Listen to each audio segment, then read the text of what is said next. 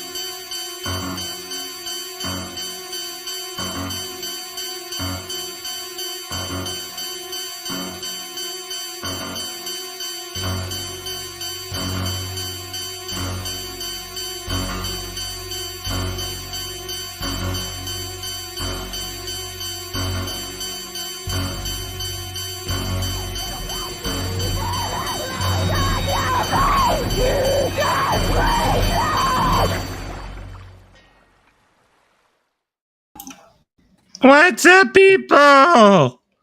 Can I be heard? Am I too loud? I was trying to set the settings now. Oop. Mariah Carey has come to fight I was the about Halloween. to say I'm scared. Now I'm really scared. Especially when you got Lisa's face. Lisa, you need to change that avatar. I cannot stand that avatar. I hate looking at it. Okay, I'll hate change looking it. at it. I did it for LOL, but okay, what do we got here? Okay, Yeah, there. it's kind of like, okay, yeah, that works better, I guess. But that other, that LOL one, that old one. I mean, today when Paulina messaged us and said that Matthew Perry had passed, I thought he was joking, man. Yeah, that's one. Well, like they say, they go in three. So, has anyone else died recently?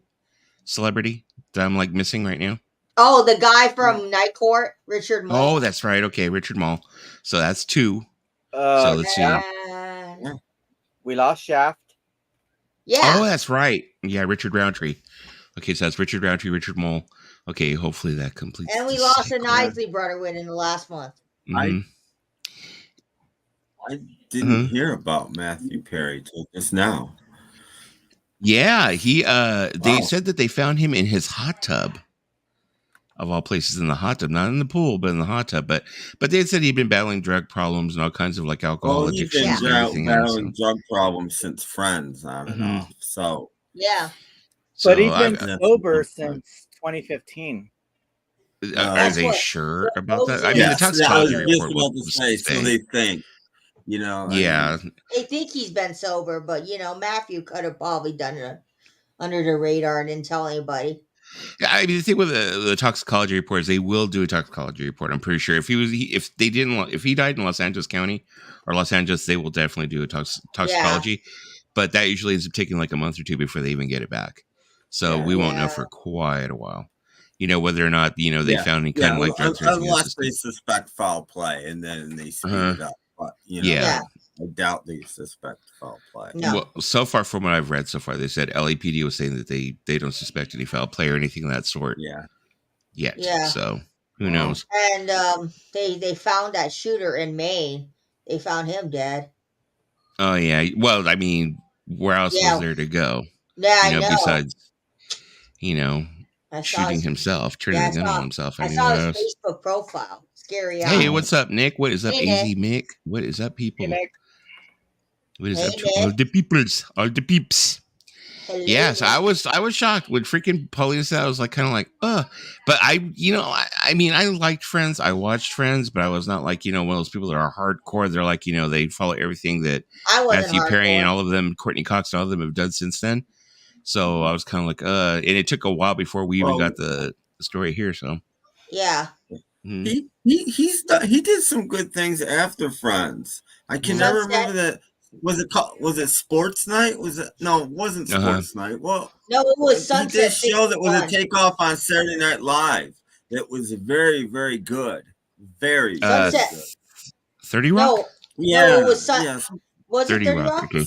Yeah, 30 Rock. No, it was called Go On or something. Like mm-hmm. No, Sunset 61. But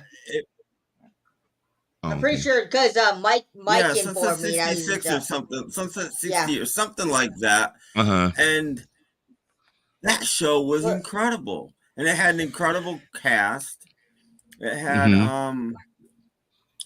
why can't I think of anybody's name anymore? It had whatchamacallit's wife from but before she did the now I'm not gonna remember the name of that show. Desperate Housewives. Okay. Desperate Housewife, not Eva Longoria. No. William H. Macy's wife. William H. right? Macy's when William H. what's Macy her name? did cameos Felicity in it Huffman. because his wife was in it. Felicity Huffman. Okay, so the show you're talking about. No, that's the Sports Night show. Never mind, that's the Sports Night show. Because the show that was another great show. About, the Sunset 60, that one was with Matthew Perry, Amanda Peet, Bradley Whitford, Stephen Weber, D.L. Hewley, I love Bradley Eric Whitford. Paulson, and Timothy Boosfield. I love Bradley Whitford. It was created and written by the same guys that did God, now I'm not going to remember the name of the show about the White House. The West Wing. The West Wing. Yeah. Okay. That's who wrote it and created it. It had really good people behind it. And it was great. Okay. But I think it was too intelligent for most people. They didn't get it. I mean, because it was a really smart show. And it's kind of like that Arrested Development type humor. Where people just didn't get it. It went way deeper than that. It's like that show that David, what's his name, dude? That one of the funniest things they ever did, and weirdly, and I was shocked that Matthew Perry agreed to do this. He was the main writer on the show, and he had a drug addiction problem on the show. His character did, and for him to actually do that was pretty amazing. And he would get all high and go, I'm going to write the whole show myself. Screw the writers, because the writers were always and he did write one whole show himself. And they were worried about it. It was like, I think it was the Christmas episode. One of the funniest things I ever saw. Remember when I think it was 48 Hours used to have that one guy, they would email all these predators and they'd come to the house and then the guy would be there to greet them. And, this is 48 hours and the cop would be outside and everything. Well, they did that to Santa Claus. Yeah. It was absolutely amazing. It was one of the funniest things. Santa comes down the chimney and then the guy comes out of the other room and goes, what are you doing here? Well, here's your random it was a funny show. Yeah. You know who his dad stepdad is? His stepdad is? Well, who's stepdad? Matthew Perry's. Who is his stepdad, Lisa? Keith Morrison. The guy that hosts Dateline and does that that voice. Yeah, that's his stepdad. Really? Wow. Did not know that. I didn't know that. My dad told me. The last show that Matthew Perry did was a remake of The Odd Couple, which was him and Thomas Lennon from Reno 911. And this is them teaming up again since they did the movie 17 Again, which is a very funny movie. It's him. Oh, I love and that. And then his younger self is Zac Efron. Efron, yeah. Thomas Lennon is in that one as well as his best friend, and it's a really funny movie too. Yeah. I had watched. I was gonna say. I'm sorry. Go ahead. Oh, I'm sorry. Go ahead. No, go ahead, Tim. No, he did another show where he was in therapy at one point. I can't remember the name of that show, but I think he was playing a drug addict and he got arrested for DWI or something. And he had to go to this therapy group as part of his, and he hated it. And that was actually a fairly good show too. He did some good stuff. Unfortunately, it reflected his life probably a little too much. Well, maybe that's the reason why people took to the character so well, is because he played the character so well, because he was the character. Yeah, basically is what it sounds like. Last movie I think I watched him in, it's like the last thing I watched with him in it was probably like maybe about a month ago. I sat and watched Night in the Life of Jimmy Reardon with him in River Phoenix. I that was like from the 80s. He plays like River Phoenix's sidekick in that movie and stuff like that. Saw a movie with him in it. I've seen TV shows, but films. But in that movie, the character that he plays alongside River Phoenix is totally, Chandler. You could totally see that. Unless I just every time I saw him in something, I just saw Chandler. I don't know, but I saw Chandler like big time, like development of that character. The other movies that he was also known for is he did both The Whole 9 Yards and The Whole 10 Yards. Opposite Bruce Willis, and he also did Fools Rush In opposite Selma Hayek, which was like another big film. I've seen that. I've seen that movie. I'm not a. That's another one that I think we're going to be on watch for pretty soon too. Is Bruce Willis, unfortunately. Well, Bruce Willis has dementia, and they showed a video of him celebrating his birthday, and that was that long ago. He was somewhat coherent, but if you think about it, he's got young kids, and well, his wife had just made put out a statement, I think sometime like last week or the week before last, where she was saying that he's really deteriorating. Like it's. So I'm thinking it's even worse than that video. It happens fast. I mean, it does, because like my grandma. It doesn't always, but it can happen pretty quickly. Hi to Vinyl and Kicks. Hi, lovely Kimber. Oh, Kimber. Yeah. So he's deteriorating fast. But anyway, according to Mason, you can stream anything that's ever been made, so everybody should watch. So we're all gonna get together. It has to be streaming somewhere because everything's available. You don't need physical media. You heard it. We're gonna go get together. We're watching Die Hard. I had to mute her. Yeah, we're gonna watch it on Thanksgiving, Lisa. No, Christmas. Thanksgiving. No, we're not. Memorial Day. No, on Thanksgiving. On Thanksgiving, you watch Alice's Restaurant. What is that? A Lisa-ism? No, Alice's Restaurant is an Arlo Guthrie album. He also made a movie. Oh, that's right. Okay, okay. Now I get it. Boom, boom. Yeah, but I don't think the movie has much to do with. It doesn't, but it's a running joke that people would play that on Thanksgiving. I don't know who came out with that, but yeah, it's not even a movie about Thanksgiving. I don't even think I've heard the album. Everybody kick me. Everybody throw their evil eyes at me. I haven't heard it too, so you're not allowed. Wow. I'm not going to bring out my copy. It's somewhere in my. It's a classic. Yeah. But instead of watching Die Hard, I think I will make it a point that I will listen to that album on Thanksgiving. Well, no, I'll watch Die Hard on Thanksgiving and I'll listen to that album. You just need to listen to side one. Side one is all one song, and it's Alice's Restaurant. It's like 20-minute song. Speaking of Thanksgiving, though, supposedly they're supposed to actually make that Eli Roth movie, the one that he made the trailer for Grindhouse. Thanksgiving, that slasher film or whatever. Yeah. Supposedly they're finally going to make it. I'm like, all these years later, they couldn't strike when the iron was hot. Like, shit, Grindhouse was what, 2008, 2007? Yeah. It's like now they're going to get around to it. It's like, why didn't they just make it immediately after? I don't want a pickle. Like they had asked Rob Zombie about like, well, are you going to make Werewolf Women of the SS? And he was like, dude, I made the trailer. It was funny, a funny trailer, but he's all Nazi films, not a thing, Yeah. He was like, it was in the 70s, but not. Yeah. Yeah. A lot of those I never watched though. Like, I still haven't seen like, what was her name? Ilsa. Ilsa, there you go. There's 4 Ilsa movies, and yes, I've seen them all. They're not exactly easy to get on streaming, though, is the whole thing. No. According to Mason, you can stream anything.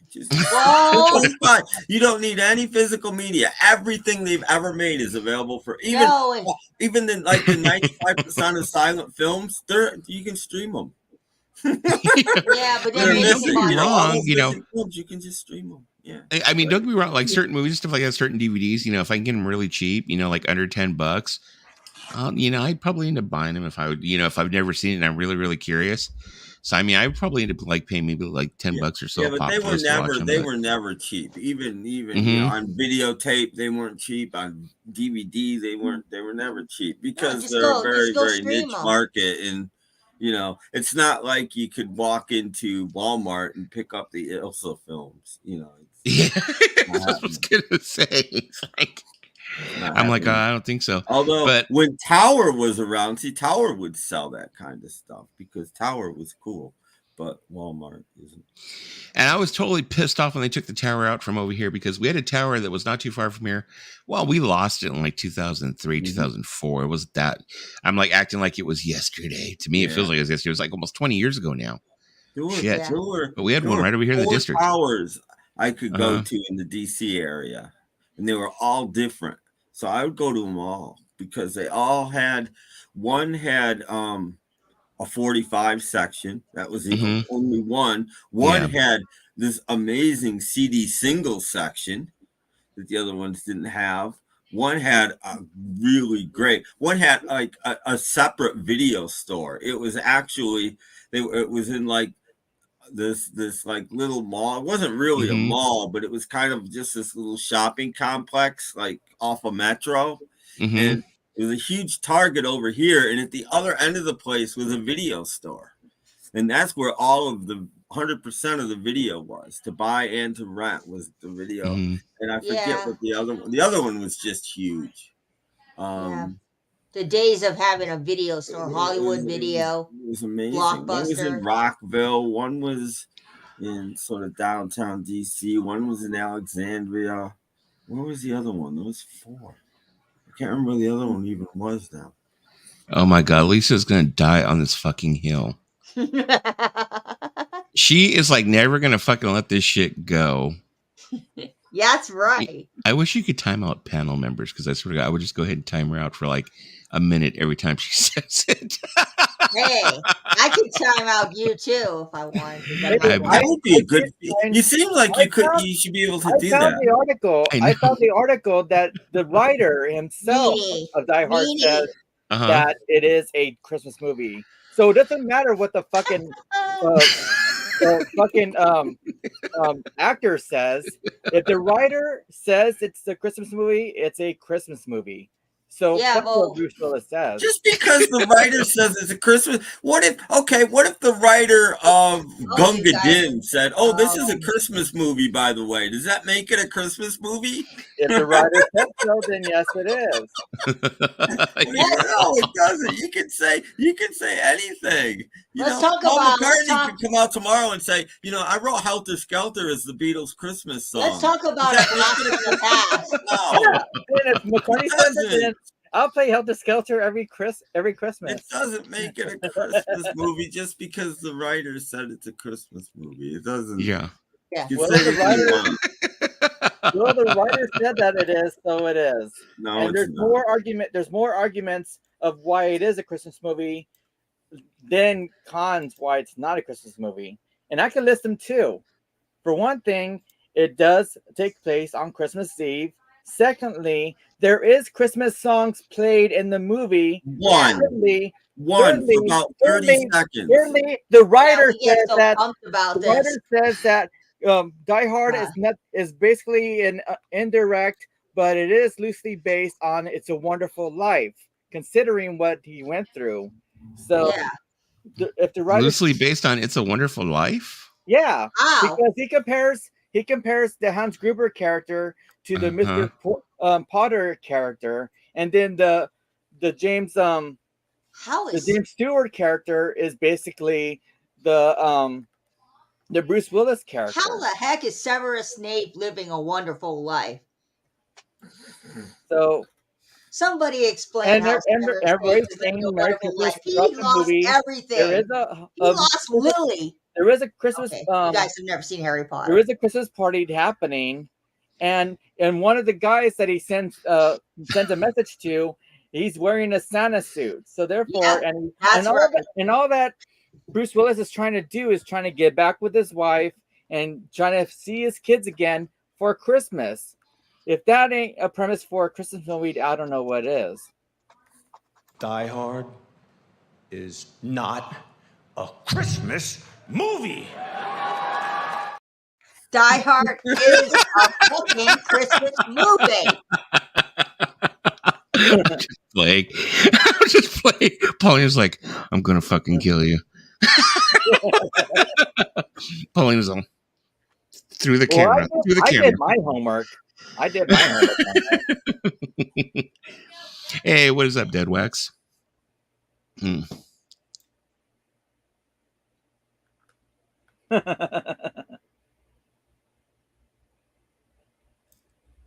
Well, getting told off over here. Die Hard is a Christmas movie. There you go. I wrote it on my hand. I'm gonna lose you followers and subscribers for this. Well, like I said, she's going to end up turning around. She's going to die on this. So it's like the thing is, like what Lisa, she's going to turn around probably like in about like, it'll be way after Christmas. We'll be like all the way in like March, and then all of a sudden she'll just like pull it out of her head again. They'll be like, "Hey, I had a blast. I had a blast from the past come to my stream today." Wait! I just thought of another refutation. Mm-hmm. According to, and he's not alone, but according to Joe Mayo, "It's a Wonderful Life" is not a Christmas movie. Therefore, Die Hard is not a Christmas movie if it's based on "It's a Wonderful Life." Joe's drinking too much bourbon, man. Joe needs to stop. Joe doesn't drink. Mayo doesn't drink. No, but he probably is when he said that, because Wonderful Life is a Christmas movie. No, Lisa, let's not start that rumor. It is.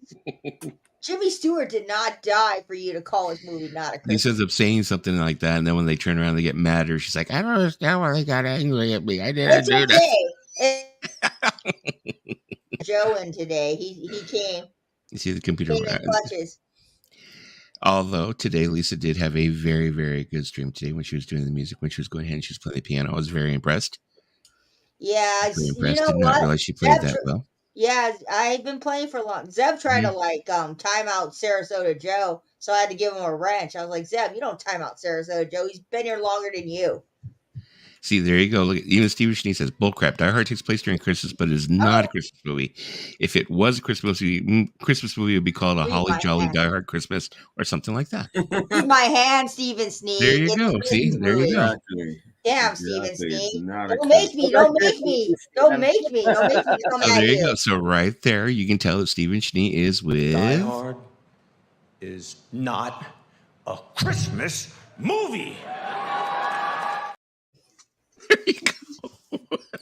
God, he's so mad.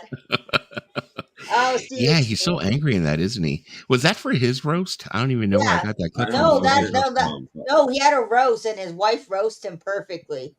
Oh, okay. Because I was about to say he seems so angry in that. He seemed like so adamant. Probably because he's been hearing people like Lisa for people coming up to all the time like, "Oh, I love your Christmas movie, Mr. Willis." Paulina came out with the facts. Okay, Paulina backed it up with facts. She came out with the receipts. Mm-hmm. Where's the Whitney Houston? Because a person that writes something says it is something doesn't mean it is. Oh man! In this case, it is. We're going to medication after history. If Engelbert Humperdinck came out and said,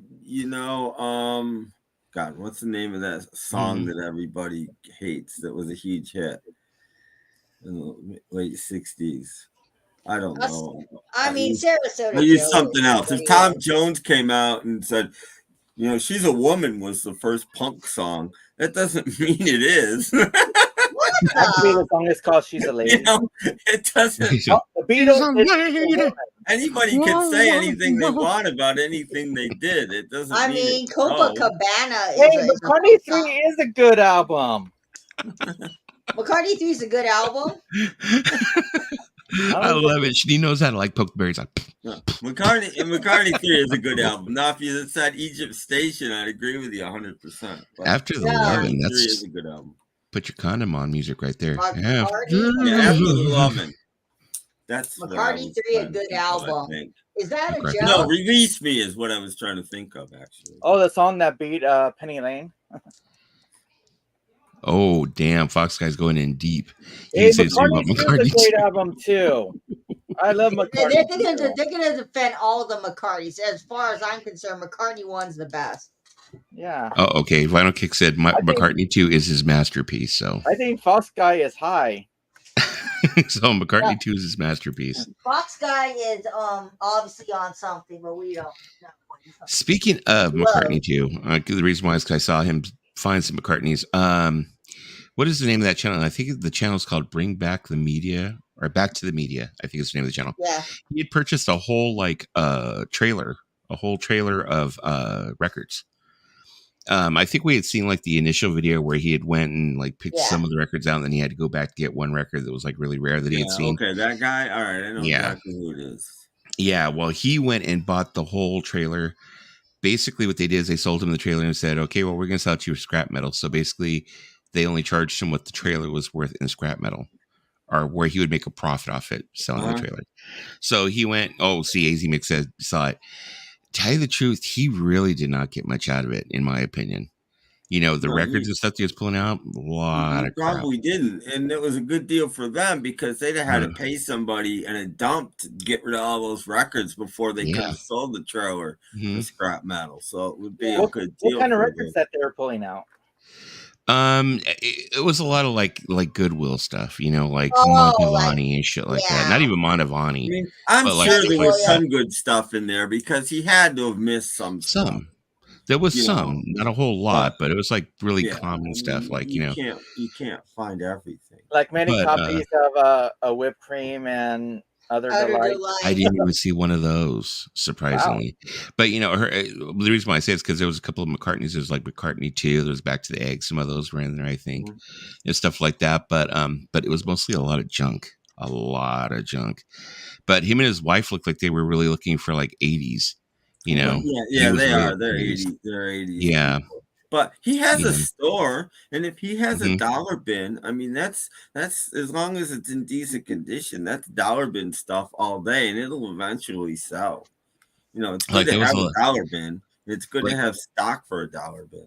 Like there was a lot of stuff they were saying that he was saying he was going to go ahead and donate. But then there was like, I mean, he had like a whole freaking, you know, piece of machinery that he had like excavator just filled with records, and like the top layer, it was like I think he was trying to show people that I'm not just throwing records away so people wouldn't be like getting at him. He was showing these like, oh, the top layer of records were all like ones that had mold on them, but you could tell the records at the bottom did not have mold on them. They were just trash records.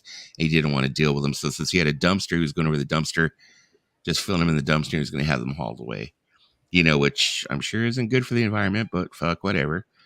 You know, but yeah, and he's like saying, "Oh, these are like the donate pile, and these are the keep pile and stuff." And the keep pile didn't seem very big, you know. Somewhere, you know, I forget where in New Jersey or something. There is, you know, a whole crop load of Beetle butcher covers that got dumped in about 67. Jesus. Let me see. Vinyl Kick said he don't like that dude. Him and his wife seem like the type that will offer you next to nothing, but then sell it for top dollar. They do use that type. That's what you have to do to survive I've worked at record stores. That's what you have to do. I mean, I'm you know, if you want real money for your records, sell them yourself. Because I think something that I would like to get is like not only some of those butcher cover covers that were going to be discarded, but also because I think the guy that does Pop Goes the 60s also said, like, you know, Capitol did like a big run of the Smile stuff, the Beach Boys, and those were never used. So I don't know if all those also went into a trash bin as well. But they did. See, they didn't have to because you could do paste overs. They proved you could do paste overs. So I don't know why they just didn't reuse them and do a paste over. Yeah.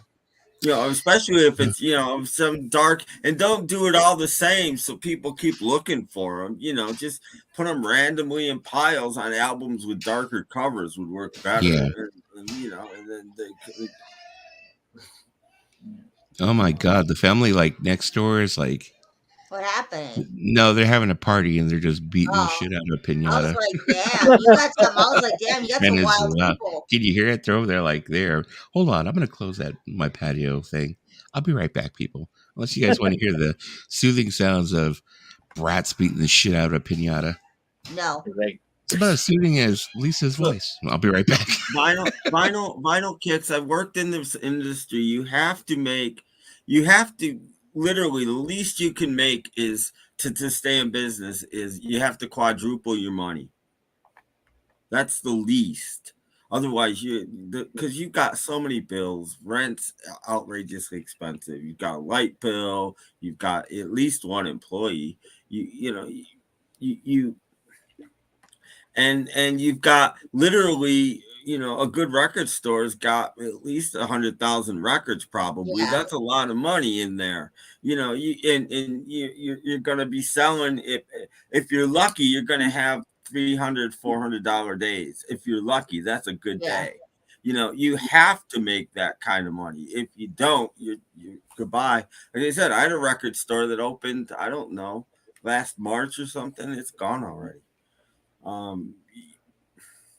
I mean, you have to make a lot of money on every single thing you buy. You have to. I mean, is Wham worth $35? Wham, make it big. Is it worth $35?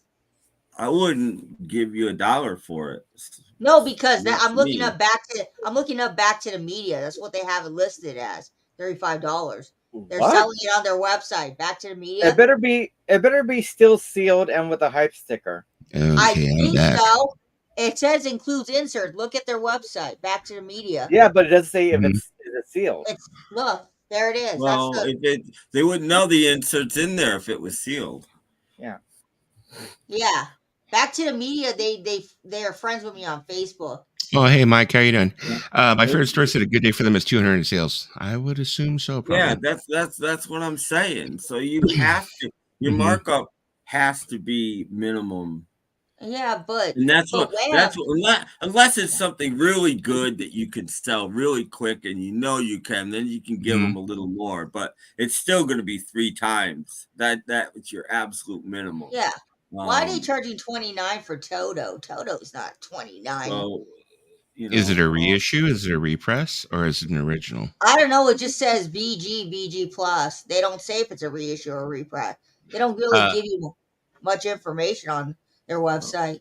Finally, by the way. Finally, Spin Me Round Records is doing the what is the name of the application where you can go ahead and do auctions on there, or you can end up doing like there's a specific app for it. I forgot the name of it is, but finally Spin Me Round is on there selling. It's probably called Whatnot or something. Yeah, Whatnot. There you go. They're on there specifically selling their used vinyl now. So wow. Nobody. So instead of just being in store, they're selling it on there. They were live earlier today, I think. See, that sucks for the store though, because then because most people that do that, they save all their good stuff for online. So then you go in the store and there's nothing you want. That's not good. Exactly. That was one of the things that used to drive me crazy about their channel, though, is I would go over there and I would watch it, and they would show all this really, really good stuff, and they'd be like, and you can only get that in store. Yeah. And then they would show me a bunch of represses and a bunch of reissues. And that's if you've got a store that big and you're paying that much rent, you want your store itself to be your bread and butter. And if you're going to sell online, that can add to it, but you want your store to be your bread and butter. If your online is your bread and butter, then what's the point of having that store? You might as well just get rid of it and just go whole hog online. So what's so special about this tapestry that it has to be worth $25? Because I paid $3 for Carole King's tapestry. Depends on the condition. Most tapestries are pretty fucking beat up from the floor up. Because I think this record store might be marking up their stuff a little. And remember, record for your average record in the last 2 years, most record prices have probably close to doubled. And I'm talking used vinyl. Yeah, they've just gone through the roof in just the last 2 years. It's ridiculous now. There's no such thing as a $3 or $5 record anymore. Yeah, I mean, usually if you're going to go down, you're going to, I mean, like, there's this one store by here that I go to. It's called Rasta Cowboy. And for his dollar bin records, he has them in bins down on the floor, basically. So you have to get down and sit on a little crate or whatever and get down there. And you really, like, have to be into it to get these records and stuff. But it's really not worth looking there. It's, like, really, really, really crap.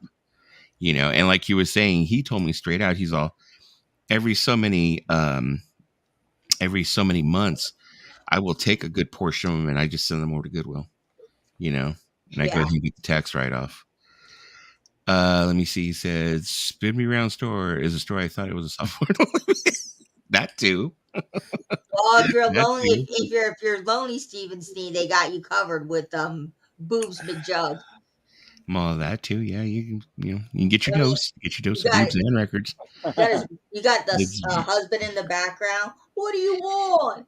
it's basically like, yeah, it's VC porn if you really think about it. Because you look at the records, you're like, ooh, and then you look at the boobs, you go, ooh. I mean, there was a video where they had a Sheen haul, and he bought her all these like low cut dresses, and they were like unboxing them on a stream. Really? Do you think we can get Lisa to do that on my stream? Look, I don't wear low cut stuff. I'm not. My body's not made for that. I'm too fat. People like Lisa, they're like, ooh, look, and then she'd talk to me about, oh, never mind. You are such a meanie, man. To be on the right how that's logs. Oh no. Well, you want me to change? You want me to change my voice? I can't. I'm playing with you, Lisa. Don't take it so seriously. No, because people have said that to me in the past. That's Wouldn't why. it be called Spank Me Round if it was a porn shop? There you go. We actually have a place down here in Orange County that I've gone to before called Spankies. So, well, we have a place out where I live called the Pleasure Chest. I've been there before. That's the one that's got the big old weenie with feet that have like slippers on it. I went there. And a Hawaiian shirt. I went there. I was like so confused, but I went there. No cap. That's no cap. I ain't lying. It is a freaking huge weenie with feet, and it has like chanclas, and it has a Hawaiian shirt. And if I had excess amount of money and like a bachelor pad, he would be chilling in the corner. You would totally, totally, totally. You totally would. I totally would. I mean, they've changed that store around. They made it all like elegant now. Randy's all, does Lisa know she has a pillow on her head? Yeah, I do. It's I do. Nice pillow.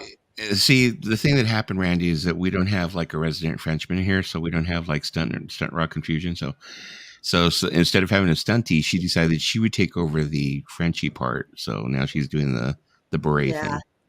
Yeah, I need the French accent. She just needs to like draw in the pencil mustache. Just my favorite band is Nurses with Wounds.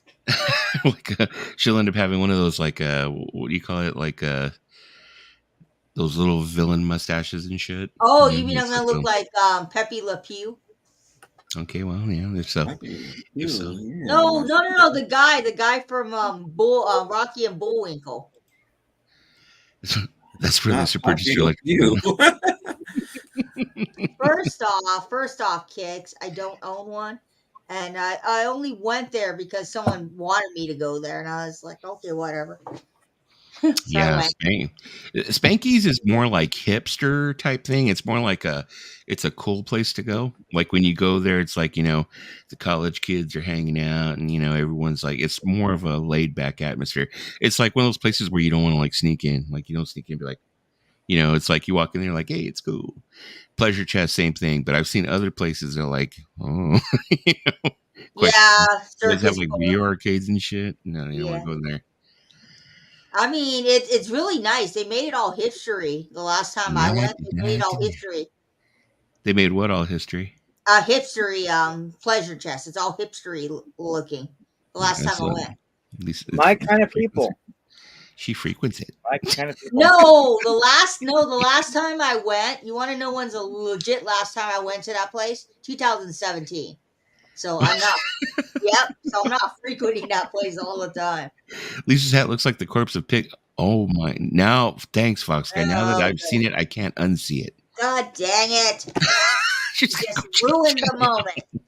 I'm like, Lisa's got a dead pig on her head. Let me see. Okay, tracker. Easy. Dead Wax 6. Is this the same cast, Lisa? I mean, yeah, we're the same ones that were here last night. Yeah. Anybody can come on. You can come on too if you want, Randy. We're chilling. We sure are losing a lot of people this year. I know. It's like but that's every year. Let me see. Seems to know a lot about a place she doesn't go to. No, I'm sure she does. I've been there.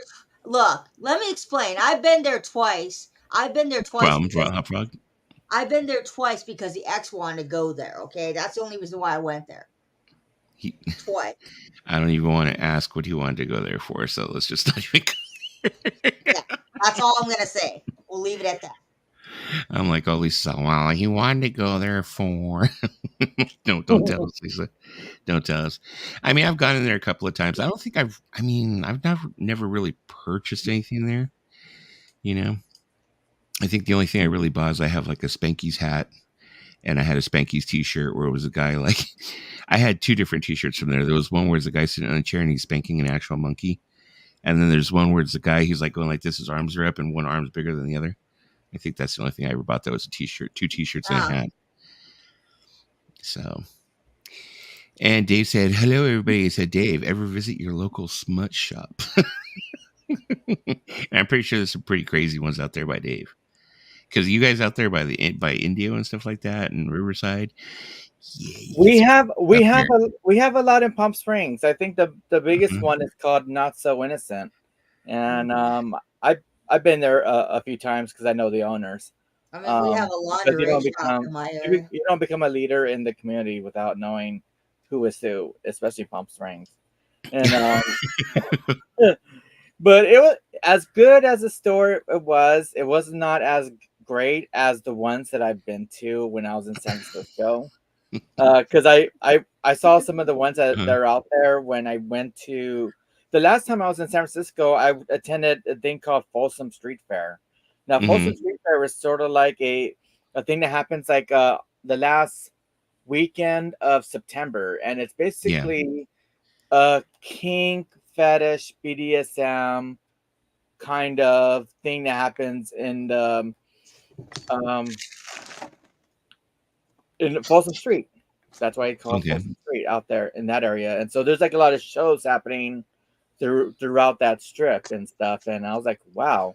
And I was invited by a friend of mine who was in college with me, and she was like, oh yeah, I do porn as well. I was like, you do porn? And she was like, yeah. I was like, nice.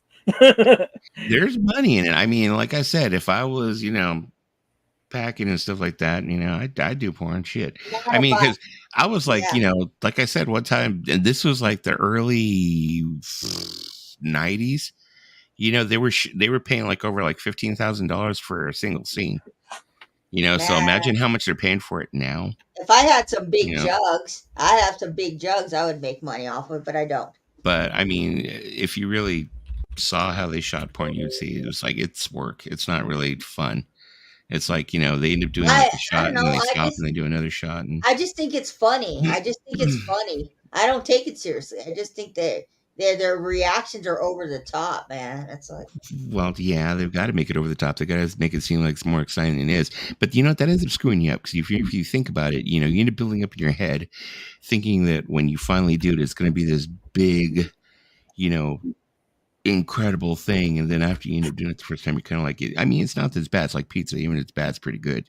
But but you're still kind of like, it's like Little Caesars. That was it. Yeah. I thought my head was gonna fucking explode.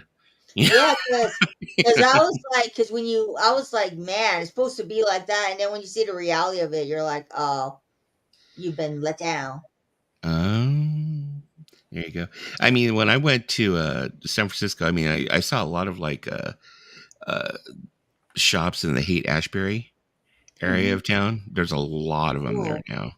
I mean, it would seem like every fourth door was like, it was like not necessarily a porn shop, but a shop that, If you're in that district, because I think that's District 5, which is basically known as the hippie / gays district. So there's like a lot of freedom in that area of San Francisco, especially in the Castro.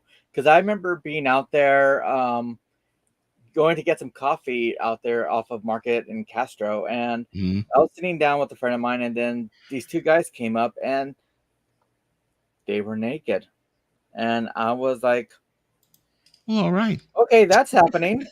And then I asked my friend, like, is that normal? I was like, oh yeah, people do that all the time. Really? Yeah. Okay. As a fluffer for the ladies. I don't. Yeah. You could live in my part of the world. When I used to when I lived in Dayton, Ohio, and I'd come home to visit, or vice versa, about halfway, a little more near the Harrisburg, Pennsylvania area, there's this little town. I don't even know what it was called, near the Shamokin Dam. Now, you go down this one street, and I'll never forget this one time. There's all this street has is like porn shops. That's it. There's nothing else but porn shop. Every once in a while, it's basically nothing on this street except once in a while you come to a building and it's a porn shop, and then there's one on each side of the street. And one day we're driving through, right? My wife, woman I would marry, was driving, and we're riding in the car, and we got whatever local radio station is on, and the announcer comes on, and it's like it's beer giveaway Friday, and we're riding down the porn shop street, and apparently every Friday they give away cases of beer. Okay. Well, if they end up giving away cases of beer, we do live in a very upscale part of the world, don't we? We're surrounded by porn shops, listening to free beer giveaways. Well, the beer gets you all liquored up and it gets you in the mood. There you go, and then you end up buying the products. We were just like, this is incredible. Oh, Dead Wax. Mo knows that's a cesspool of Democrats. The state is really bad. You sound like a Republican. But I'm not going to get into that. But I'm chunky and fluffy. Yeah. Baby. I don't think ladies need to get fluffed. Only the men. See, I guess I'm going to be fluffing ladies. Okay, see, Deadwake said that's a joke. It's a joke. Okay, let's see. My area also has ghetto. There's liquor stores, porn shop, fast food everywhere. Vinyl Kicks lives where they had like the Freaknik, man. During the 90s, I saw videos of Freaknik. They would sell videos in porn shops of Freaknik. There's just people just straight up humping in the streets. Well, yeah, Star Trekker, you can get yourself a porn cake, Star Trekker. The cake shop will make it where. Oh, they have that. There's a place in San Francisco called Hot Cookie, and they make cakes and cookies. I mean, if you go to Voodoo Donuts, you can get a cock and ball donut. Well, have you had a cock and ball donut, Lisa? No, but they're in Portland. They're out here by City Walk too. What is a cock and ball donut? It's basically like an eclair with. No, it's a donut shaped in a cock and a ball. That's well, I was about to say like an eclair with a couple of like donut holes. I don't think so. I don't know. With two donut holes together, something like that. I'm pretty sure Too Many Dicks goes there every morning. Too Many Dicks. Yeah, it's in Portland. Where's he been, man? He's been laying low. Too Many Records, huh? I mean, that was like Lisa's man. Lisa's man. Yeah, Lisa doesn't like let us know, but she has a little shrine to him. Like off the side. Him, I think. I don't think I have it. Lisa has like a little shrine to him off to the side right there. She's just over for some what? reason. No. Mike said he's not humping in public. No thanks. Mike doesn't hump in public. Oh man, you're Randy. Randy gets a pass for that, though. We let Randy say stuff like that. Anybody else would get timed out, but not Randy. Well, Dan ain't far off. You should check out Scared Ketchup. He's a hoot with AI impersonations of the Republican Party. I like the Barbarian Cream. Mm-hmm. And A-Ball Poor Donut. I do impressions of Donald Trump. Actually, very well too. Very well. And it's scary too. It scares me as well. Yep. Okay, I'm trying to get to my messages here. I've always been doing impressions ever since I was in high school. I think I would get bored easily, and I'll work on impressions. What I wanted to look up. I remember doing the morning announcements for school, and they said like, "Hey, can you do Austin Powers?" I was like, "Yeah." So I did the announcements as Austin Powers, and everybody was like, got a hoot out of it. I don't think I was ever able really to do impersonations. I mean, I was able to like do funny voices and stuff like that, and never able to do like I was looking up the donut. People. Get your mind out of gutter people. Oh, Lisa's I was looking up a donut. Get your mind out of the gutter people, but she ends up throwing it out there so people will put their mind into the gutter. I was sorry, you're saying, Tim? Paul Williams. He does damn good Paul Williams too. Lisa, you can get your teeth brown. Okay, well, guys, you better not be getting me weird cakes for my birthday next month. In other words, you're saying, please send me weird cakes. No, we don't need somebody from a foreign country sending me a weird cake. Weird cakes. My address is. Now to do No. No. To do Bob Dylan and Tom Petty are like doing the same I was thing. looking up the voodoo donut. Bob Dylan is more like a sore throat, whereas Tom Petty's more like someone punched him in the nose. But you still have that kind of raspy in the voice. And I used to do those too. I used to be like, Paul Williams is just that to the extreme. What's a blue? And he sings very quietly. Paul Williams sings very quietly. Yeah. Didn't we do the whole thing where we thought that he was like dead, and then we like discovered that he's still alive, and we were shocked? Yeah, we were like, Paul Williams. Not only he's alive, but he's also the president of ASCAP. Oh, mermaid waffles. I want a mermaid waffle. I thought Lisa was going to look it up because Trekker said blue waffle. I'm like, come on, Lisa, you got to be smarter than that. I know you got some internet intelligence. Yeah, I know what a blue waffle is, and I don't want that. Keep your stuff clean, people. Everybody's like saying, don't look that up. Nope, Lisa, don't look it up. Keep your shit clean, people. You'll know as soon as Lisa looks it up because she's pretty obvious. She'll be like, oh. She'll be like, oh my God. No. It'll be the thing where in Fox Guy is right. You'll be like 1, 2, 3. She looks it up. It's like Yeah, exactly. Like the weenie over going. We'll hear that SpongeBob yell again, like we did with that one. What was it? A Dolan stream or what? Yeah, it was over Dolan stream. That scream was classic, though. It was such a classic. Ooh, home decor. It was such an agonizing. Ooh, I need some home decor. I wish I could just sample just that scream, and that would make that like her tone every time she texts me. I go. You want me to do that again? I can do it on demand. You can screenshot. No, you can't do it like you did in that stream though. I was like, I'd be like, no, that was spontaneous. Invisible Ray has it up. Invisible Ray has it up. If you ever want to record it, I know. Oh wait, he still does have it up. Yeah, it'd be like I can go over there and steal it. Do you like your donuts vajazzled? Why would you? Why?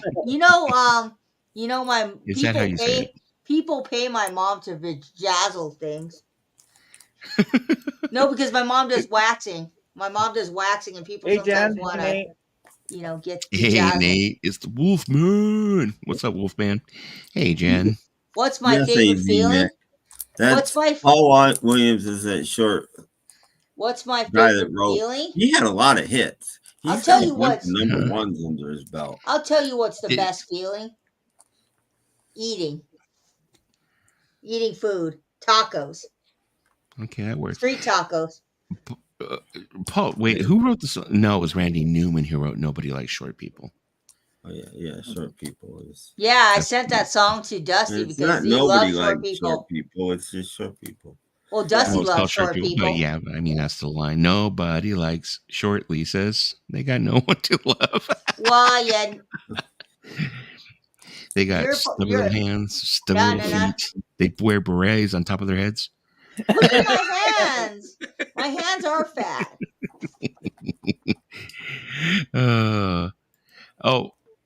Why tubes? You don't know what a blue waffle is? Look at it. Put it in Google. I'll just tell you it's something you don't want. It's something you don't want. Clean. Yeah, Hoops. Put it into Google Images and get back to us. But make sure your save search is off. Yeah. I pride myself in being short. Nick. I pride myself in being short. And Dusty said he doesn't like short women. He's lying. I like eating tacos. Yum, yum, yum, yum. He's lying. Dusty loves short women. Look it up on Google. Oh, he's going to regret it. Yeah, he wrote a lot of songs, Paul Williams. Well, he wrote, I think it was Someday Man for the Monkees. Isn't that one of his? Yeah, he had a lot of hits. He's got a bunch of number ones. It takes too much effort for you to look it up, Hoop, but I'm not gonna look it up for you. Your Hoops is in the UK. He probably doesn't have blue balls in the UK. I mean, not blue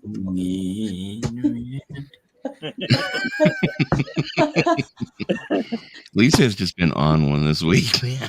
Look, a record. Yeah, there you go. Look, a record. I meant to say blue waffles. See what I grab. I'm just grabbing a record. Okay, we're doing record.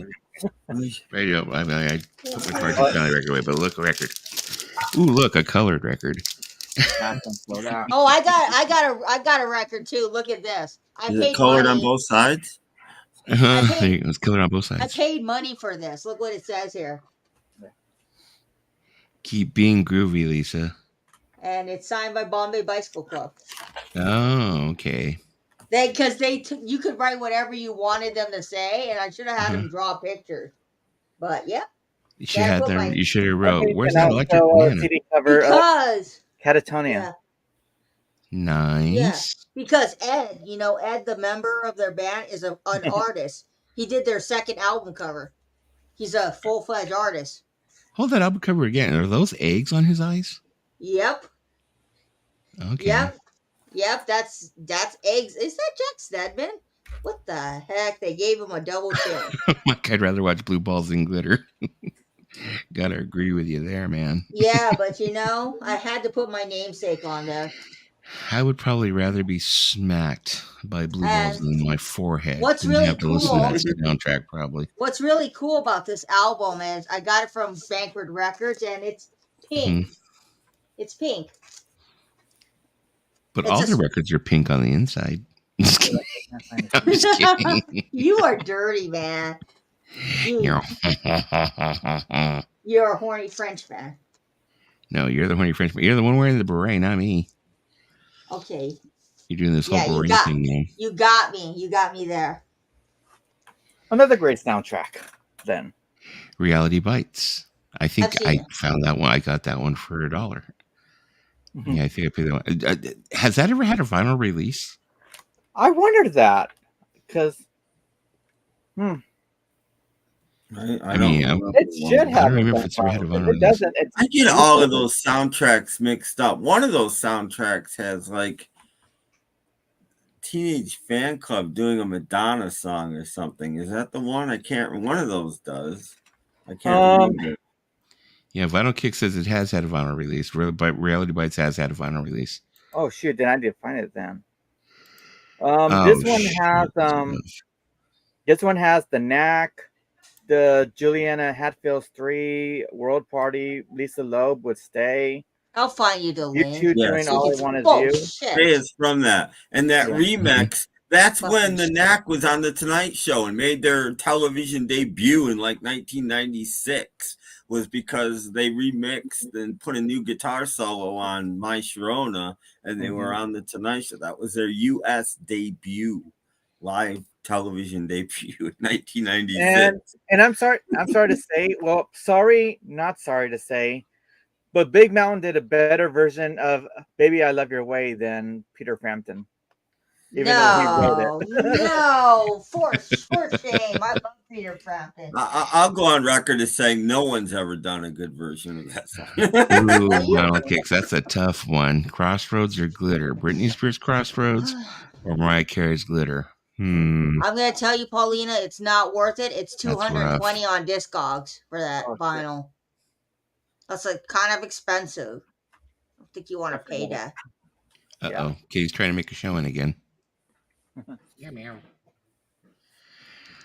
That movie was like totally like, like my generation's time. That was like, because when that movie came out, that's like about the age I was. Yeah, I think I was a little too. I didn't like that movie. The soundtrack's pretty good, but I didn't love the movie. They filmed part of it over by where my ex used to live over in Downey. Johnny's Broiler. That place, they filmed so much stuff there. It's like, there's when you used to walk into the old location. I think they've rebuilt it because they tore down part of it. But when they rebuilt most of it, they turn around and they have a sign on the wall that tells you like every movie that was filmed there. I mean, it's a long list, and there's some movies where you'd be like surprised they shot part of that here. Star Trekker, shut the That's too So, soon. Weirdly, they're all Christmas movies. Every one. too soon. You're all too soon. Too soon. Paulina, love that big mountain cover. Definitely better than Peter Frampton. Oh, read us Justin Timberlake's Is part. that the book? That's the book. Have you started on it yet? No, I just got it in this morning. Damn. I was like gonna tell you to go to Justin I'm Timberlake's gonna part. read it tomorrow. And me, I was like, I'm not a Britney Spears fan, but I think I'm gonna give that book a. I'll probably wait till it goes on sale. Is it printed in crayon? There you go. No, but it is the #1 selling memoir of all time now. Yeah, they're saying that she really fucking dished dirt on that, man. And Justin Timberlake is like really going crazy about that fucking. Yeah, he said book. For everybody to shut the fuck up or something. He got mad. So let me see. He says, "Love Mariah, but Glitter movie and soundtrack were not good." I always say, well, I think Paulina I've said has on the stream before, well, but I remember. I think the soundtrack is half decent. I mean, we give it more credit. I have to give the soundtrack credit because there's a song in there that she does that's from the 80s that I never heard before because it wasn't a mainstream song. It was called I Didn't Mean to Turn You On, which was a Sherelle hit. I remember that song. I remember the words. Yeah. Isn't that a Robert Palmer song? No. There was a song that came out during the 80s that Sherelle did. Also, it was like a disco 80s disco type hit. Yeah, Sherelle was the first one to do it. Then Robert Palmer tried to be cool and did his cover, which really sucked. Was it actually a cover of that song? Were they the same song? Okay, because I always thought the Shirelles was a different song, but because Terry Jam and Terry Lewis and Jimmy Jam wrote it for Sherelle. Okay, and then Robert Palmer tried to be cool and covered it. He tried to also cover Early in the Morning by the Gap Band. And I'm like, Robert Palmer, stay in your lane. Continue. Just do Addicted to Love and Simply Irresistible and you'll be fine. Yeah, continue to be addicted to love. Well, Robert Palmer just wanted to sell records. Seriously. That was the only reason he joined the power station. He'd had a career that was like nearly 20 years long before he joined the power station. And he joined the power station and suddenly he's huge. So he used that, quit, and then made a couple of really big selling records because now everybody knew who he was. I mean, it's not a dumb thing to do, but it's not a nice thing to do. And it's not. It's not a great thing. It doesn't mean they're great records. It just means that that's the sad thing. That's the sad thing about the whole power station thing is like, it would have been great for him to have done a world tour with the power station, but then he decided to pull out so that he could be like, okay, I'm gonna start my solo album. Yeah, I think that was the plan all along. I don't think he ever gave up on his solo career, but I will say all the albums he did pre-Power Station, I think, are better than the albums he did post-Power Station. Oh, I thought that said, no, my brain is not functioning. I always felt like Sherelle, though, going back to Sherelle, it's like I always felt like she was kind of like an underground artist. I mean, she was on that label Taboo, which I mean, it had a big time distributor. I think Atlantic Records was a big distributor, but it was like a small label. And it's like, it seemed like she mostly did singles. You know, she had like You Look Good to Me. The reason why I remember is at that time was when I was first getting into DJing with this other group of kids, and we had like got all our money together and got turntables and stuff. And all of us would go to Knock Records and buy 12-inch singles and stuff. And she was like one of those people, like she had a 12-inch single. It seemed like once every couple of months, but it was always just a single, not really an album. Her and Stacey Q and some of the other ones. And it seemed by the time they actually released an album, it was already over for them. Like Stacey Q, by the time she released her album for Two of Hearts, those singles had already, Shy Girl and Two of Hearts, those singles had already been on the freaking, DJ circuits for like a year or two.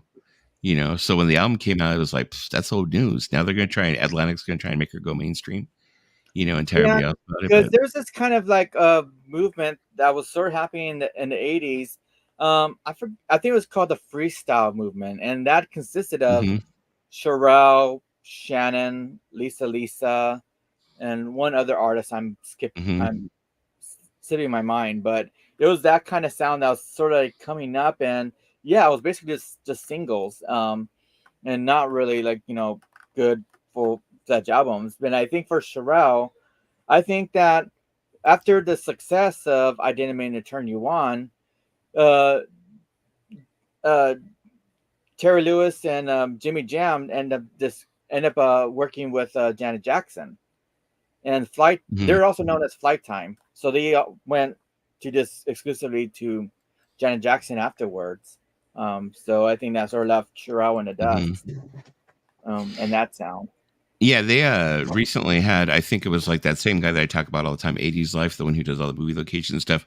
Usually goes to a lot of those like 80s festivals and stuff like that, and he like goes and he does vlogs. He went to the Freestyle Festival, I think they had it at the Greek Theater, and they had like, they had like Stevie B and they had like Expose and Lisa was there and the Cover Girls, and I mean Sherelle wasn't there, but they had like all these other groups there and stuff like that. And it was like that Trenier was there. Trenier was another one who was like Sherelle. It was like she was kind of underground, like she had all these singles and stuff like that, but she never really had mainstream success, it seems. But they had like all these people there, and it was like so sad to see them now, because I mean, of course, you got to understand they're, these, if I was in my if I was like 13, 14, 15, so they had to have been in their like early 20s probably when they made these albums. So you got to figure how old they are now. But they would get up there and they'd be like Stevie B. He was up there as a big old guy now. He's like, oh, time after time. And you're just like, damn, dude, really? Relive that glory. Yeah, last year for Palm Springs Pride, we had Shannon. This year for Palm Springs Pride, we're having Lisa. Oh, okay. So it's going to be interesting to see her perform. Lisa, why did you get Lisa when you can have Groovy Lisa? It'd be cheaper. Right? And yeah, I totally forgot about Expose, Nate. Thank you for reminding me. I love Expose too. Let me see. It says Terry Lewis and Jimmy Jam were part of the time with Morris Day. Yep, they were. You don't say just the time. You already should have known, Mike. It's the motherfucking time. Yeah, Stevie B. Yeah, he's a big old boy now, man. He's like me, all big. He's like, oh, damn. It's written by God herself and give it to the best band ever. The motherfucking time. There you go. Yeah, Cynthia had that song like Change on Me. She had some good 12 inches too. Don't take that and be all nasty. Now people are like, oh, 12 inches. Yeah, we know all the 12 inches. No idea who any of these people are that you've talked about in the last 10 minutes. Not a clue. I think Tim is. I think it was mostly like a West Coast thing. It was more like a West Coast LA County type thing. It's West Coast, and plus, I think, sorry to say, it's mainly geared towards the Latinx. And yeah. It was mostly. I think it was mostly Latino. If you're a white person that knew these artists and were either from LA area or you're lucky that you discovered. No idea. I mean, I think some of them might have made it outside of out of California, the West Coast, but not many. Like Lisa. I think Lisa was like national. Expose went national. Yeah. But yeah, a lot of those other ones, like you saying Cynthia and stuff like that, I don't think they really did. And also, their music was also big in the gay clubs too. Fox guy's with me. All right, good. I'm not alone. Yeah, he's like, I'm freaking lost. I have no idea who Sherelle is. I know. It's like, she, like I said, she was just a singer who, like, back during the 80s, she just had a couple of, like out here, we had a radio station, Power 106, that would had a top 20 that they played Sherelle. And they played like the single that she had a really, really big single that was on Power 106 called Saturday Love with Alexander O'Neill, who was another one of those who was kind of like, people don't really know who he is, but then some people know who he is. It's like kind of like one of those things where you're like, oh, Alexander O'Neill, and people look at you like, oh yeah, you know who Alexander O'Neill? It's like they were never really big, but they had like a couple of big singles. Like if you grew up on the West Coast and you grew up here in LA and you heard it, you'd be like, oh, I remember that song, type thing. But I don't think it translated to the rest of the country, Yeah. But then again, like, MTV ruled radio where I live. If it was on MTV, it was on the radio, and that's it. That's what we got. Vinyl Kick said freestyle music was big in Atlanta and Miami. Yeah, I mean, yeah, you know, it influenced a lot of their sound that was like that went into the 90s, you know, especially Miami, you know, the Miami rappers. I come from a smallish place. You know, there's no clubs or anything like that here either. You're not gonna go hear a DJ do dance music. There were DJs, but they would play, you know, rock and roll. And there were bands, but they were all 100% cover bands. You couldn't play your own stuff. So, you know, you'd be top 40 radio or oldies. You know, that's it. Well, yeah, the time was one of like I guess Prince's protege projects, you know, protege projects, I guess you would call them. The other band that he had that was like, you know, something he created was The Family. They were really good too. You know, there was like a couple of bands that he like had put together basically, and I will also say, just in case you think, you know, that I'm, you know, just totally being nuts or weird or something, we didn't get punk here either. Punk flew right over us. I never heard punk till the 80s. And you know, and I was when the Sex Pistols album came out, I was like, what, 15? The perfect age for it, something like that, you know. And I never heard the Sex Pistols album till I was like almost 20, probably. What about bands like Ramones and Talking Heads and Blondie? Blondie, yeah, because MTV, if MTV played it, then we would have heard it. I'd heard of the Ramones. You know, I knew a couple hits by the Ramones. You know, I'd heard, especially "I Want to Be Sedated." I heard, but I probably didn't hear that maybe even till a little later. They certainly weren't playing it on the radio. Even like the rock stations weren't playing it on the radio. Nobody was playing like the Ramones on the radio. And Blondie you'd get, but you just get the hits.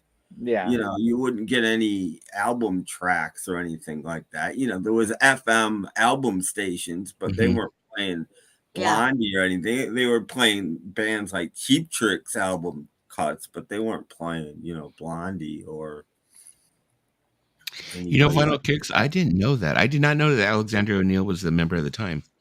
I did not know that that's where he came from. I mean, I knew like Jesse Johnson and, you know, and stuff like that, but I didn't know that, you know, Alexander O'Neill came from there too. Or was it the time like had a revolving roster, one of those types of groups? You know, yeah, the Family were great. One album, that was it. They had one album, that was it. Value 6, Apollonia 6, The Family, Maserati, all those bands. I think the time did have like a revolving door, because I know that they had to find people to replace Jimmy Jam and Terry Lewis when they decided to form Flight Time, and became like a powerhouse production team. I only remember 2 albums of theirs that I actually still have. Yeah, one is the Times debut album, and then I have Ice Cream Castles. Those are the only 2 that I have, and I think they had a third one. I think they only had like maybe 3-4 albums, something like that. You know, but I think Ice Cream Castles was like their pinnacle, because that was like during the Purple Rain era. So the songs that were like in Purple Rain were on Ice Cream Castles, basically. And then their career picked up again when they were Jungle Love. Oh, I think I want to know ya. Yeah, what? Morris Day was also in The Adventures of Ford Fairlane. Did you ever see that movie? The Adventures of Ford Fairlane with Andrew Dice Clay. It's like one of my guilty pleasures, that movie. I hated Andrew Dice Clay, so no. The movie was good, though. I thought the movie was funny. I mean, it's entertaining. It's like chewing gum for the brain. You know, it's one of those type of movies, like, you know. But same here. Maybe it's an East Coast thing in that we were purely rock club oriented in the 70s, early 80s. I mean, Andrew Dice. I mean, you would hear things. I mean, you know, I mean, we had like Madonna. Again, if MTV played it, then, you know, but other than that, you know, if we were still listening to, like, until the early 80s, most people were still listening to music on AM. Madhouse. See, Jungle Love. Oh. Let me see. The Family did Nothing Compares to You. Yep, before Sinead O'Connor. Yep. Yes, most definitely. The time comeback hit was Jerk Out 1990. 1990 was an unusual time, I think, for like Prince and his brood. It's like he had like 1990, wasn't that Under the Cherry Moon era for him? Or am I thinking like I don't know. I'm not a big was Under the Prince Cherry fan. Moon later? I think Mike that was would know. Mike would know. I don't. I was never a big Under Prince Cherry fan. Moon or Sign of the Time or Yeah, I me myself personally, a lot of people like disagree with me, but I think Sign of the Times is one of his greatest albums. I think, in my opinion. But other people are like, no. I mean, because I have this one friend. Her name is Angela Osaka, this girl that I grew up with, I went to high school with and stuff. She is a hardcore Prince fan, but Ooh. she's connected in the community. So it's like she knows people, like she knows Sheila E. personally. You know, she knows like other people that were like, you know, in some of his bands. Like she knows people who are in the Revolution, people in the New Power generation. It's like that she talks to personally. And I mean, she gets invited to all these festivals and all these reunions, and like you end up looking at her Facebook and she's like, yeah, I'm flying to Minneapolis for this and for that and for this. And you know, yeah, amazing. I mean, they let her go to Paisley Park and she got to see like sections of Paisley Park that nobody else gets to see, you know, and stuff like that. So Yeah. Yep. Let me see. Andrew Dice Clay had a punchable face. I don't like that guy. Prince was a pretty jealous dude from what I've heard. If he thought anyone was on his level musically, he would find ways to cut ties and get rid of them from his musical circle. That sucks. I mean, because he was so freaking talented. Who else was able Come to really on, catch him, you know? Prince. Well, I Come thought on, Prince. he You're blew his. He was 5'2". a really good guitar player, and I thought he should have Mhm. done more with that. Yeah. He didn't, and I'm like, well, okay, then I'm not interested. Mm-hmm. And YouTube know Prince's Telecaster from AliExpress for $159. I like guitar players. You know, I'm not interested. I could see Prince being that way, considering that I feel like in his band, The New Revolution, Wendy Melvon was a kick-ass guitarist, Mm-hmm. and it worked for her, considering that her father was a member of the Wrecking Crew. Her father was Mike Melvon, who was a professional keyboardist for Wrecking Crew, who played on Pet Sounds, Smile. He did some stuff for Mom's Papas, and he also played keyboards on. Where the fuck is that CD? That's how you know. We know. That's how we know. Yeah, a lot of he played on this album too. Did he? Yeah. It's crazy. It's crazy. The lineage goes to there. There you go. The lineage goes there. So that I didn't get Sign of the Times. I tried. It was like I thought most of the songs were just too long. I couldn't sustain, you know, my concentration. Yeah. Those songs were, you know, a lot of them were 5, 6, 7 minutes, and I'm like, I can't. Well, I mean, I think it was one of those albums. It's not a casual listen. It's like you really have to be. I mean, I literally tried. I really did. I own it. I tried, and I just don't. He was probably working on Diamonds and Pearls probably during 90. Yeah, that's true. Oh, Steven Sneeze. Shut it, Steven Sneeze. Shut it. Prince actually recorded a Hendrix cover. I'm not sure if it's even booted. Shut it, Steven What's up, Dave? Hey, hello, Dave. Real quick, I was wondering if I could get a couple boxes of them Do-si-dos and maybe some Thin Mints. I gotta have eat a brownie. Now I see it. Oh, where are my Girl Scout? Where are my Thin Mints, Lisa? Oh well, you know when it's Girl Scout season, I'll buy you some and give you stuff. Where are my Thin Mints? Where are my Thin Mints? What are the names of the other ones? The ones that actually have coconut on them? Dave, do you know what the name of those are? Samoas. There you go. Samoas. I don't know if they call them that anymore. Maybe it's not politically correct to call them Samoas anymore, but who knows? Yeah, Walmart has some that actually taste a little bit better. Yeah. Speaking of, since I'm trying not to get on the subject, off the subject of music, but at Walmart, they have this thing. It's called Great Value, where they sell snowballs and the cupcakes and everything. I bought them on a fluke. Tastes exactly the same as freaking Hostess. Yeah. Yeah, I was pretty impressed for half the price. Let me see. It says here Prince actually recorded a Hendrix cover album. Not sure if it's even booted. Now, the thing is, I remember when Prince first came out, or when I first discovered Prince, which was during the Purple Rain era, like probably a lot of people did, even though I know he had a whole career before that. Yeah. That was the first thing my mom said. She's like, he's ripping out Jimi Hendrix. And Purple Rain, just like Purple Haze, Purple Rain my ass. So. First time I ever heard Prince was on the Dr. Demento show. Honestly. Dr. Demento used to play Ronnie Talk to Russia. And that was the first time I ever heard Prince. Die Hard is not a Christmas movie. Stephen Snee is not a real person. It takes place during Christmas. Come on. It's a Christmas party. It's a Christmas movie. You asked for it, Stephen Snee. You asked for it. This is going to be the argument, I think, going from here on out there, Dave. It's going to be if Die Hard's a Christmas movie.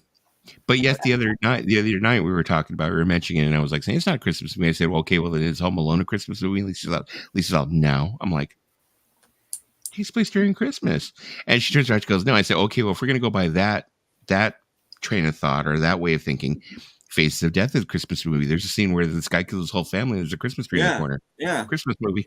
Any movie that takes place over a year is a Christmas movie then. Because, I mean, what's that movie where Tom Hanks gets stranded on an island? He celebrates Christmas by himself at one point. That's a Christmas movie. Christmas movie. Him and Wilson were having Christmas. It was a Christmas movie. Lisa's online now. She's looking for a Wilson ball. I don't know. I've seen that movie. That's a sad movie. Best part of the solo was the guitar toss. I remember one time I was watching this video where they were turning around. They were saying that Michael Jackson had set Prince up because I think he was doing a James Brown was doing a performance and he called Michael Jackson up, and Michael Jackson came up, was dancing, and he told him call Prince up, and he was like, oh, okay, so he called Prince up, and then Prince came up, and I don't know if there's video of it on YouTube. They handed him a guitar, and I don't know if the guitar was in bad shape or what's going on, but it sounded like shit. It sounded horrible. It wasn't one of Prince's guitars, so can't expect that, he was going to sound the greatest. But then again, I think also Prince did something really stupid where he went and he was dancing around this like prop street lamp or some shit, and Prince goes to grab it and he falls into the crowd, and like they were trying to blame Michael Jackson for that and shit. On purpose. I was like, no one told Prince to go grab the fucking pole. What is Michael Jackson's favorite drink? Tee-hee. Yeah. I thought you were going to say Yoo-hoo. But, okay. There you go, Yoo-hoo. Here you go, though. Here's going to Fox Guys thing. If you want to get technical, like you got, Lisa is getting technical. I am. He says original version of Miracle on 34th Street is the best Christmas music, but the Macy's Day Parade, which is what Miracle on 34th Street is all about, takes place on Thanksgiving. So that's not a Christmas movie. That's a Thanksgiving movie. If that's what you're talking about, then that's a Thanksgiving movie. Then Die Hard is a Christmas movie. Not a Christmas movie at all. It's a Thanksgiving movie. I think tomorrow what I'm going to be doing is I'm going to be collecting clips.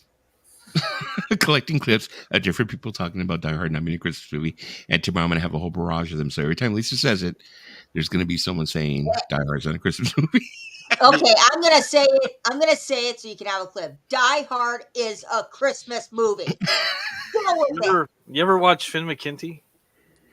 No, I haven't. Rock NBA? You should. It's pretty good. Oh, yeah. I do actually. Yeah, I have him on Twitter too. He has like rating tiers, so you could do something like that, which is a Christmas movie. And you just turn around and just put them in place. Take everybody's votes. Yeah. Wendy and Lisa Malvoy brother was Jonathan Malvoy and keyboardist especially Pumpkin. Really? That was their brother? Oh, shit. Okay. I didn't know that. So Wendy and Lisa are sisters. I had always thought that I thought they were just friends. I don't think they're sisters. Yeah, I thought that they were, because I remember seeing a thing about them recently, not too long ago, where they were talking about like they were. I don't know if Wendy had kids I think Wendy has a couple of kids, and Lisa was talking about how they talk like they're a couple, but it's like one of those things they just don't come out and say it, that we're like a couple raising a child or whatever. So I kind of assumed that they were, together. Yeah. Vinyl Kick says they're sisters. Well, then that makes even more sense that they would, after all these years, still be, involved with each other. But when you're a record collector, you know how you know you're a record collector? You got to have 2 copies. It seems like I'm looking on YouTube right now, and it seems that there's like a lot of videos here that does prove that Die Hard is a Christmas movie. Die Hard is a Christmas movie. Even it says right here, 20th Century Studios, Die Hard, the greatest Christmas story. 20th Century Fox. Hans Gruber. And so the 20th Century Fox and the writers are saying that Die Hard is a Christmas movie. It's a motherfucking Christmas movie. Everything on the internet is 100% accurate. Everything is true. You have to believe everything you see on the internet. Yes. No. Die Hard is a motherfucking movie. Well, I think that our resident Bruce Willis lookalike can tell us whether or not Die Hard is a Christmas movie or not. Die Hard is a Christmas movie. Yeah! I don't know. The guy that really looks like Bruce Willis, who is Bruce Willis, says it's not. I tell you, Dave, I love you. Die Hard is not a Christmas movie. There you go. I need to get rid of that clip before people are gonna like turn around. They're gonna start like booting my freaking channel for that. Oh, let me see. Lisa Coleman. Okay, so Lisa's last name is Coleman. Yeah, her father was also a Wrecking Crew member as well. Mm-hmm. That's how Lisa and Wendy met, because like their fathers worked on a lot of the same records together. I think he also worked on the Partridge Family as well. So Hans Gruber. So they had like Gary Coleman was a member. He also played on Pet Sounds and stuff. And wait, Gary Coleman played on Pet Sounds? What are you talking about, Willis? Susanna and Wendy of one of the Revolutionary Sisters. Wendy is not related. Wouldn't that be funny if Gary Coleman played on Pet Sounds? there is a Wrecking Crew member named Gary Coleman as well. So I think name. What you talking about, Lisa? I was thinking of the guy from Different Strokes. Just because Gary Coleman is taller than you, Lisa, doesn't mean it's Hey, allegedly. I am not 3 feet tall. Well, because Gary Coleman was so small, that's why they made the Coleman camping stove so small. So it'd be like normal size for him. Hey. People stand next to it. Allegedly, I am short, okay? That's why Lisa has one. No, I have I have a little tights. Wendy and Lisa are not a Christmas movie. I am a Christmas movie. What are you talking about? So Stephen Schnee says that Wendy and Lisa are not a Christmas movie, so therefore Purple Rain is not a Christmas movie. Even though, wait, isn't there a scene in Purple Rain where they have a Christmas tree? It's a Christmas movie then. It's a Christmas movie. I think there's a scene. I could be wrong. In my memory, I'm seeing it. Christmas movie. Hey, Dwayne. How you doing? I'm a very short person, so they have to go buy me a kid's stove because I can't reach the higher stoves. Yeah, she has to jump on a box to punch Gary Coleman. Yeah, I'm shorter than Gary Coleman, and yeah, I'm 2'5". I weigh 180 pounds. I'm a chubby short person. Jesus Christ, you're just a meatball with arms. I know. What you talking about, Willis? Let's see. That's why Lisa's wearing the hat with a nipple on top. She then reaches the height Gary Coleman could not. Oh, now I gotta take off this hat. I'm not gonna be able to unsee that. Damn you! God, Fox guy. Well, so far she's had how many hats? No, there's been two. There was one. You missed it, Dave. She was wearing one that was a pink beret, and then Dead Wax turned around and said, "That looks like a pig on her head." It looked like a dead pig. So that one had to go. Then she put this green one on. Now we're saying that she looks like a Girl Scout. So now that one's going. Just put the raspberry beret. We're talking about Prince. Put the raspberry beret on. Put the raspberry beret on, the kind you find in a secondhand store. Oh, now she put the hat on, so now she looks like Rosie O'Donnell. So it's hey, Rosie. Let me see. Yeah, like you mentioned, Wendy and Lisa and Wendy were low. Well, they must have been damn good lovers because they're still together. You know. I'm also very short. I had one tall grandparent. She was 5'10". The rest were very short. Yeah, you know, being 2'5" is not easy. You know, the guys can't find me. I get lost very easy. It's not easy when people keep on trying to put Lisa in their gardens. I know. It's not easy. A guy one time took me home from Tinder and said, "Yeah, I can put her in my garden." She keeps on having all those Gargamel freaking nightmares. Gargamel's coming to get me. Hi, Dwayne. It was like, hi, and you know, Dwayne. It's gonna be crazy when people see me in real life, and they're gonna be like, "Oh my God, she's really not 2'5". Yeah, she's really not an Oompa Loompa. It's amazing. I know. Wait, how tall are you in real life? Me in real life? 5'4.5". 5'4". So okay, you know, so I'm 5'9". So you're not that much shorter than me. No, they didn't want to make me 5'5". God was like, "No, you're not going to be 5'5". You're 5'4.5". And that's it. First time I pick up Lisa, I'm gonna be like, "Fight me, Lisa. Fight me on vlog. Fight me." Because you know, like for a long time I was 5'3", right? And then one day I went to the doctors and I got my height measured, and doctor's like, "You're 5'4.5". And I was like, "Where did that come from?" Were you wearing the hat? We were in that. There you go. And that's the last time I got measured. Okay, she's about to tell a lie. That's why it froze. No, it's true. It's true. When I was 27, I got measured, and they said I was 5'4.5". Okay, there you go, Dwayne. You're just slightly shorter than me. I mean, me and you, Dusty, we're the average height for a male and female, so we're good. Yeah, I'm very average. Very average. Same height as me, Dusty. Teenage girls these days are taller on average. Teenage girls now are freaking monsters. And, you know, how do I say this without sounding perverted? But there was this one chick. I was inside the Wendy's. And it's like nowadays, you just got to be careful. You just don't look at any chicks. You don't freaking flirt with nothing. And this guy was just like onto this chick. And she looked, you know, she was taller than me. You know, she was built and everything. And this guy was just relentless. And this guy, you could tell, was around my age. Yeah. You know, and then finally, like this older looking lady finally comes out of the, you know, bathroom, whatever. She's like, "Would you please leave my daughter alone? Do you realize that she's only 13 years old?" And I was like, "Good Lord." One time, like, what are they feeding kids? All the preservatives? Yeah, one time my dad was honking a horn at some girl, and he's like, "Oh, she's a good looking girl." And I was like, "Dad, she's in high school. You don't honk your horn at a high schooler." And my dad goes, "Shh, whatever." He'll be saying whatever. I mean, comes. Yeah. Yeah. You say whatever, and then the police come, and you're like, "Oh, well, whatever." I thought no. My dad and my mom have been married for 40 plus years. I'm surprised they're still together, but yeah, they're married. Yeah, I'm just kind of like, I just make it a rule. I just don't hit on anything in public anymore. You know, it's just don't. It's really sad because that girl is a young girl, obviously, and that made her probably feel very uncomfortable because.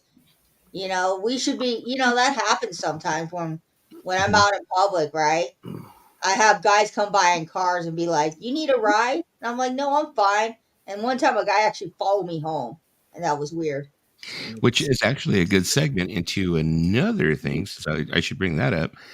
I was reading a report, not recently, just because this is what we're talking about. I read a report a little while ago where they were talking about how younger men are preferring to stay alone now. And I think it might be because of the situation, like, you know, I mean, don't get me wrong. There's nothing wrong with me at, you know, #MeToo and stuff like that. But the thing is, I think this created this like culture where a lot of men are afraid to hit on women. Yeah. You know, I think they're afraid to hit on women. So now they were talking to a lot of young males and they were saying that they prefer just not to even, you know, start hitting on women. And they were also saying now there's a rise in AI in AI girlfriends, like these guys who were like, remember that movie that came out with Joaquin Phoenix called She? Yeah. Mhm. What was it called? Her. Her. Yeah, her. Yeah, where he falls in love with the computer system and stuff like that, or the operating system, you know, that has a female voice, stuff like that. We're in that era now. It's happening. There's actually men who are like saying, "Yeah, I have a virtual reality girlfriend." It reminds you of the guy who actually fell in love with his blow up doll, and it was an episode of My Strange Addiction. We saw that. Yeah, or Lars and the Real Girl. That one was kind of creepy too. That movie. Well, if you come to think about it, Mm-hmm. I mean, women, we want to be respected, and some guys they don't respect boundaries, or they don't respect things. Yeah, I understand they need to respect women. I understand that most definitely, but I think it's But me myself. I think it's to me it sounds kind of like the younger generation of men are just being lazy. You know, yeah, it's like you just got to put effort in, and you got to. it takes effort to share respect. It takes effort to like know You gotta, there are things you don't do, and stuff like that. It's like I mean, me myself personally, now that I'm like older, I wouldn't even know where to start out there. I wouldn't even know. That's the reason why I don't. I think, in the grand scheme of things, I think as long as you're giving a woman respect and Mhm. you're showing her a good time and you're doing it with respect, and it's all good. It's all good. That's what we need is more men to just give respect to the female. Yeah. Like Vinyl Kick said, I'm with Dusty. I don't flirt with women I don't know. Flirting with someone you don't know is just asking for trouble nowadays. It is. It is. And then some things could be also misconstrued nowadays too. I It's mean, like, I go by the thing of getting to know somebody. You mhm, get to know the person, and then you get to talk to them, and then you could, do that. I think, mhm, flirting with some person that you just met or some random stranger, no. I think mhm. you got to get to know them. Well, like for the company I work for, we used to do this thing that they used to call Industry Tuesdays. Yeah. And for Industry Tuesdays, it was mostly for networking. They would let us all, we'd go to the Standard over here in Los Angeles Yeah. or Hollywood. And on the rooftop, they would have these get togethers that they would pay for. We'd have mixed drinks, blah, blah, whatever, and stuff. And we'd go ahead and we'd mingle and stuff. Well, anyways, one of my coworkers, who was, I mean, one of the nicest guys, he is not one of those types of people, that talks perverted, talks nasty, Yeah. anything like that. He was talking to a girl who worked for Alesis Keyboards. He was talking to her, and they were talking, blah blah blah, whatever. And I guess they left together. Which I mean, you don't shit where you eat. I'm sorry, you don't. No, you don't. Sleep with coworkers or people that are in your. You don't do it. So that was mistake number one for him. Yeah. They get in the elevator, and I guess she decides she's gonna like make out with him, whatever it is she's gonna do, whatever. So he's making out with her, whatever, and he ends up taking her home. That was it, the extent of it, according to him. They went ahead and they kissed, whatever. Yeah. He takes her home, drops her off. Next day, she starts with the bombarding him with he pushed himself on me. I didn't want nothing to do with him. Blah blah blah, blah on and on and on. And I'm sorry, I'm one of those people that I always believe that you listen to the victim. You never discredit the victim. You never turn around and say, no, that didn't happen just because you know the person. Because sometimes you don't always know people the way you think you do. Yeah.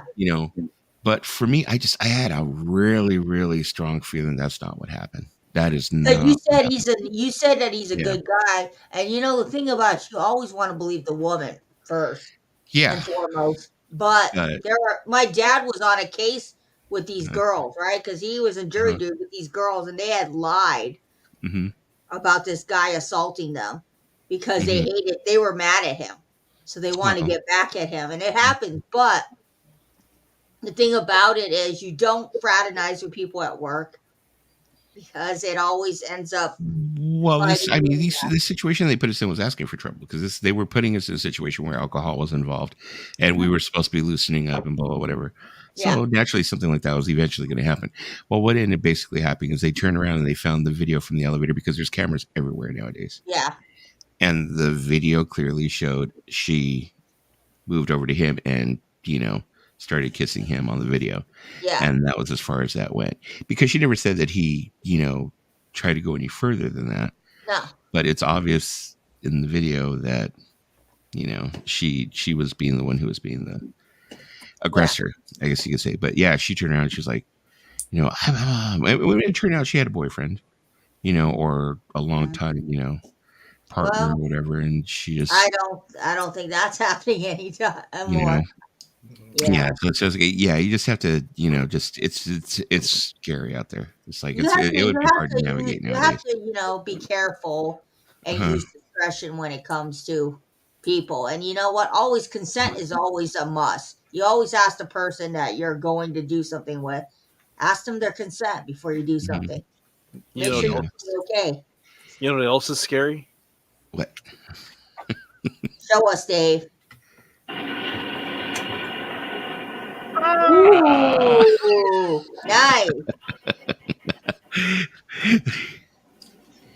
I like it. I like it.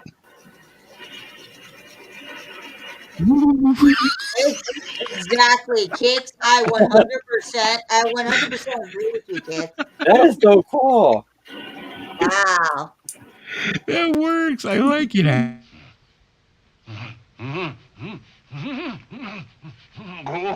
Good, good.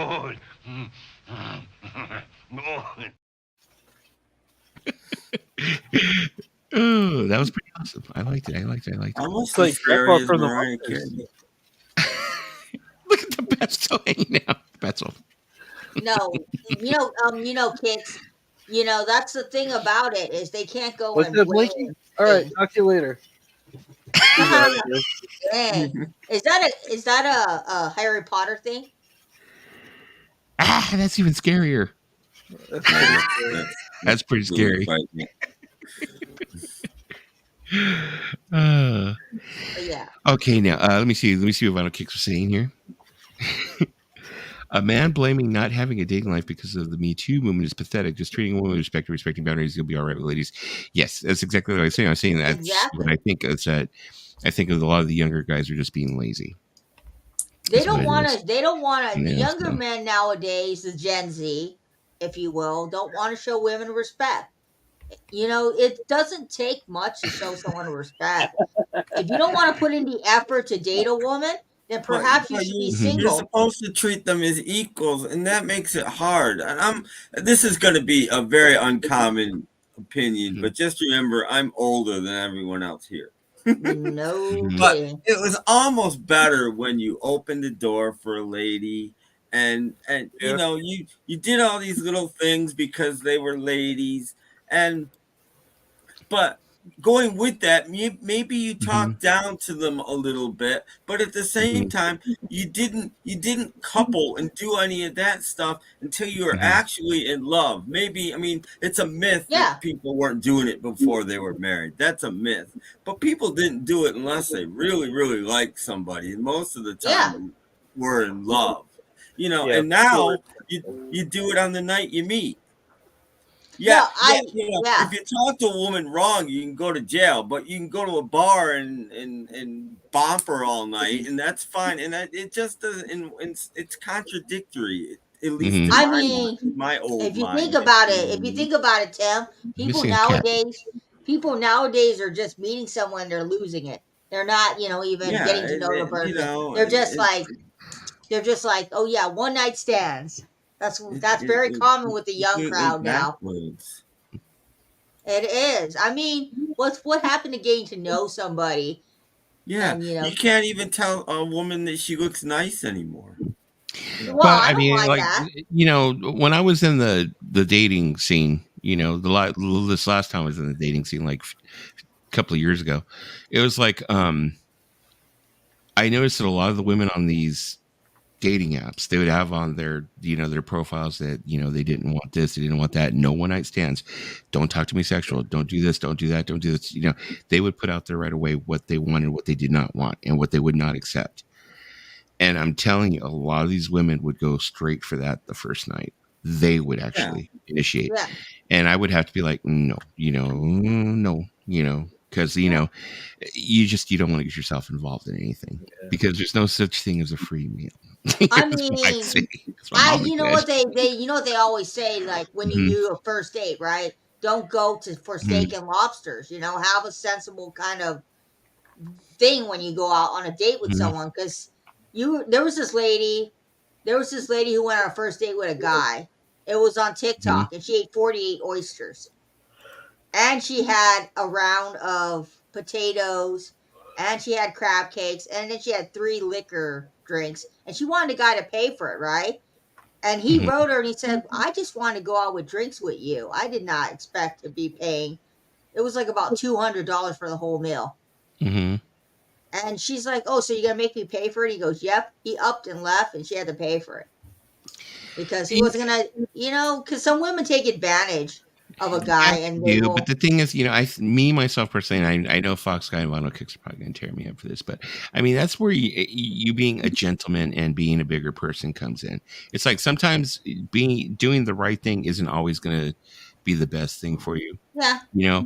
But it's like, if you invite a woman out and stuff like that, and, you got to expect you're going to pay for it, and it's like, let's be perfectly honest. He was taking her out for a reason. He wasn't taking her out for nothing. Yeah. So no, but like, he put himself in a situation. I mean, of course. If you're taking her out, that's right. good. No, I'm not saying it's right on her part, but of course, if you're taking out a person, that's great and dandy. But you also got to realize that sometimes you don't need to overdo it when you go on a date. You want to get some stuff, that's cool. And if the guy's willing to pay for it, that's cool. But I think she overdid it with the 48 or. If you're any kind of a judge of character, you can tell beforehand what kind of person they are. If they're the kind of person that will do that or not. I mean, it's not that hard to tell. Yeah, he told the woman ahead of time it was just drinks. He told her ahead of time, we're just going for drinks. And she took advantage of it. And she went and got 48 oysters, and then she got an initial dish and 3 drinks. Did you see Mike's comment, Lisa? He's a modern day predator. Look at that. What did Mike say? You can't do that. That's Be careful, Mike. That's so wrong. He's a modern day he's saying something nice. He's being respectful. You can't you can't do that anymore. But did you want him to say that to you? That's what I'm saying. You can't do that anymore. Yeah, good point, guys. But good point, guys. Good point. Exactly. That's what I'm saying. It's like sometimes you got to be careful what you say, because sometimes they'll say, well, that's considered an unwelcome advance. Yeah. Exactly. It's so. Let me tell you guys a story. You won't believe this, but this is actually true. I worked with a guy. I went out drinking with him a few times. He's one of he was one of the managers at Sam's Club. And he started dating one of the workers there. And you can date at Walmart and Sam's Club. You can date, but you can't date anybody directly under you. Well, being one of the 5 store managers, everybody except the 5 store managers is directly below him. Yeah.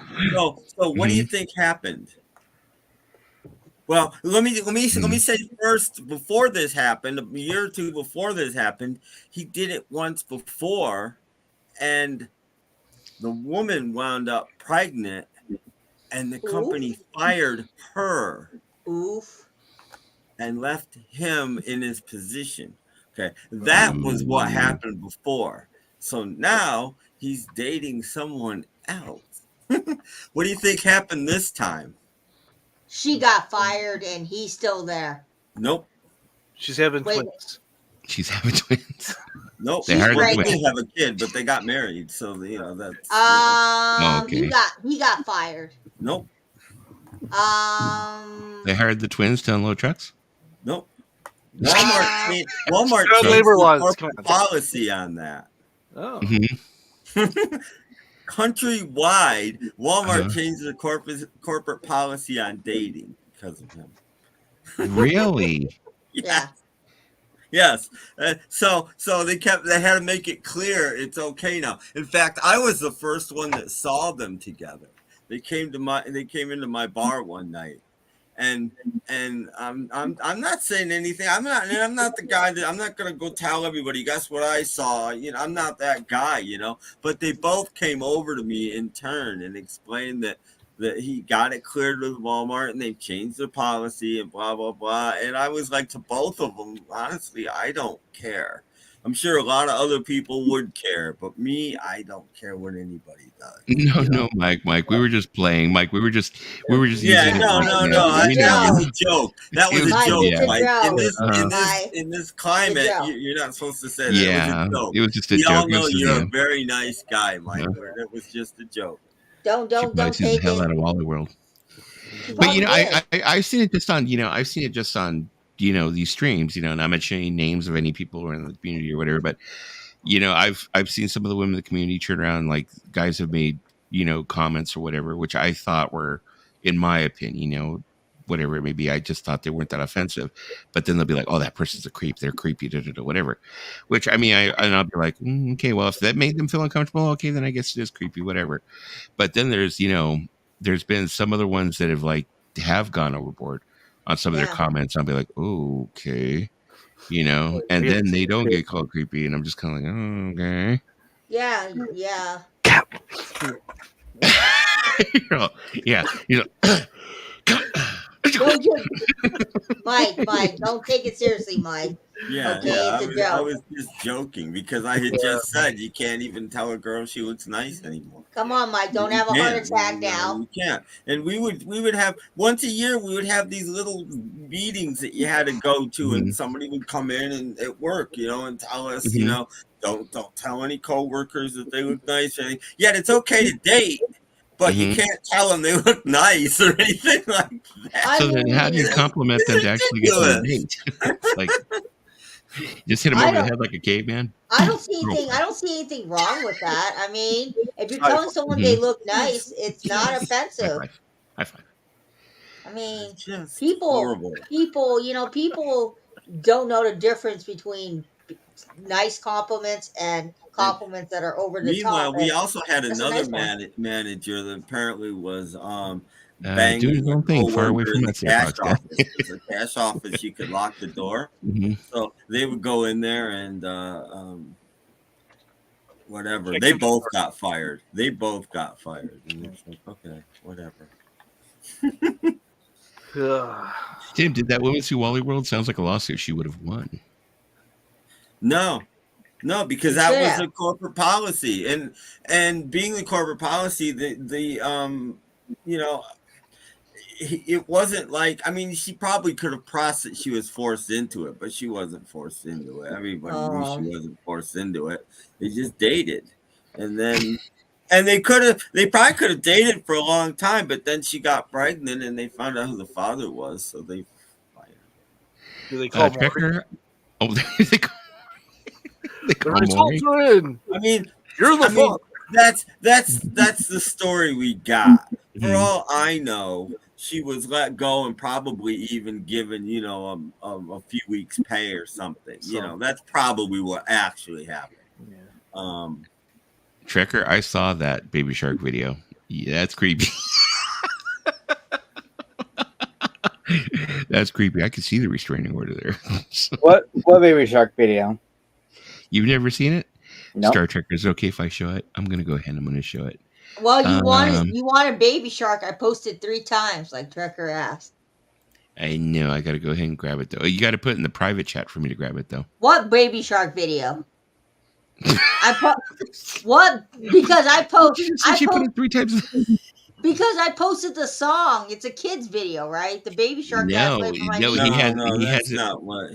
I'm sure. I don't know what they're talking about, but I'm sure that's not it. Come on, Trekker, post the link because I only watched the Baby Shark video for my niece.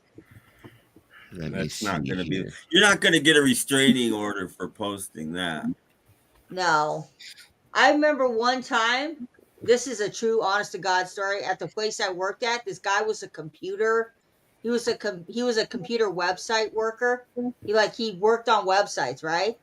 And the year later he got arrested for looking up kids. All right, I found it for you, Dusty. Oops. I'm not even kidding.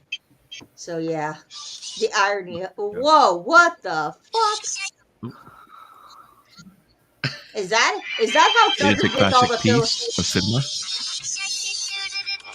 So that's how Trekker gets all the Filipino women. Yes. That's why Trekker has all the ladies. Well, Dusty. Hey, Trekker, where did you get that underwear? I might need to buy that for Dusty for Christmas. It's nice to see Dolan making videos again. Wow. Hey, don't disrespect Dolan's dad like that. Hey, Trekker's got the moves. Trekker's got the moves right there, man. Hey, Trekker. Was that really Trekker? Yeah. Yeah, that's Trekker. Wow, I never seen him before. He has actual videos and content on his channel. Wow, I didn't know that was Trekker. I've never seen Trekker. Oh, 2 adult diapers. I need to buy that for Dusty. I need to buy that for Dusty. I don't watch 98% of the vinyl community movies. Mm-hmm. Yeah, videos. Same here. I subscribe to them. There are other things besides records, believe it or not. Spawn Ranch Worker. That's the other guy. I forgot what his name is. Oh, that Stoner is Van Houten or whatever. Stoner Van Houten. Yeah. He was like, I don't like that you, looked like Lisa. Lisa's love child. That looked like Lisa's love child. Are you saying that my love child wears adult diapers? Probably somewhere around there. And he carries the baby shark. Yeah, I remember the first time I saw that video, I was kind of like, wait. You know, it popped up in my recommended. Well, I don't know why. I'm gonna say something. Do the tags wind up in your recommended too, Dusty? I know. Tell me about it. I don't know. I'm gonna say something to you, Trekker. Before that, you know what would make me gouge my eyes out is Angie dancing to Pour Some Sugar on Me. That's now the new video that's gonna make me go. I'm still. That was a bit much, but you know what though? To be perfectly honest though, you know, she had said afterwards, I had seen her saying it, that it was parody. It was meant to be funny. It wasn't meant to be, for people to take seriously. No, it wasn't meant to be taken seriously. But if you ever want to go blind, you put that on, and you will definitely go blind. I thought, well, it could have been pretty sexy, I guess. If you're into that thing. I mean, the only person that would find that sexy is the one who shall not be named. Who, Lisa? What you're about to change your like freaking brain and show us the person who's the one who shall not be named? Oh, wait a second. That got you blocked on Stoner Van Houten's channel. You were doing promotion. He needs a Groovy Lisa t-shirt so he can do it again. I need to make some shirts. Oh man. It'll work. You remember the old Guess Who game where you have to like guess who the person is and little tiles and stuff? Uh-huh. There's one of them that says, "Are you wearing a hat?" And there's like 2 people wearing a beret. I just thought of that right now. Are you wearing a beret? Yes. Lisa has changed her beret for the 3rd time. 3 times because Fox guy said it looked like it had a nipple on it. They all look like they have nipples on them. They're berets, Lisa. They all look like they have an areola on your head. Well, that's fine. They're boobish. That's fine. I don't think they have like a word like phallic for like things that look like boobs, I guess. Not that I don't know. Jugs? They're juggish. Is that what you'd say instead of phallic? They're like the juggalos. Juggack? No, they're like juggalettes. I'm surprised Lisa isn't a juggalo. I could see her being a juggalo. I could totally see being a juggalo. She froze again. It seems like every time she gets really upset, it's like it freezes. No, I mean, what's their big song? What's Insane Clown Classy's big song? I think it's Z Nipple. I mean, anybody know the answer to that? What's their big song? ICP. What's their big song? ICP? I don't know. I don't know who ICP is, so I won't Insane Clown Posse. Yeah, I don't know anything. Yeah, I still wouldn't know. I've never heard one song. I've never heard one song by them. And I wake up and I thank God every day, and then I go on with my life. I heard the name and I'm like, no, I'm not gonna listen to that. Well, they're from Brother Brian's neck of the woods, I think.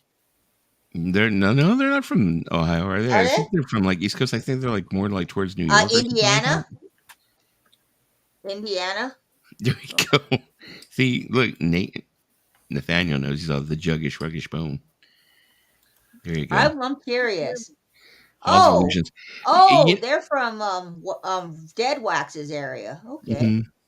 One of the guys I used to work with was a juggalo, and I mean, he was just like, they're from Detroit. So they're from Michigan, Detroit, Michigan. Okay. He was tattooed up and down his arms. He had full sleeves and he had all kinds of juggalo tattoos. He had that logo like in all kinds of different colors and stuff, the clown running with a hatchet.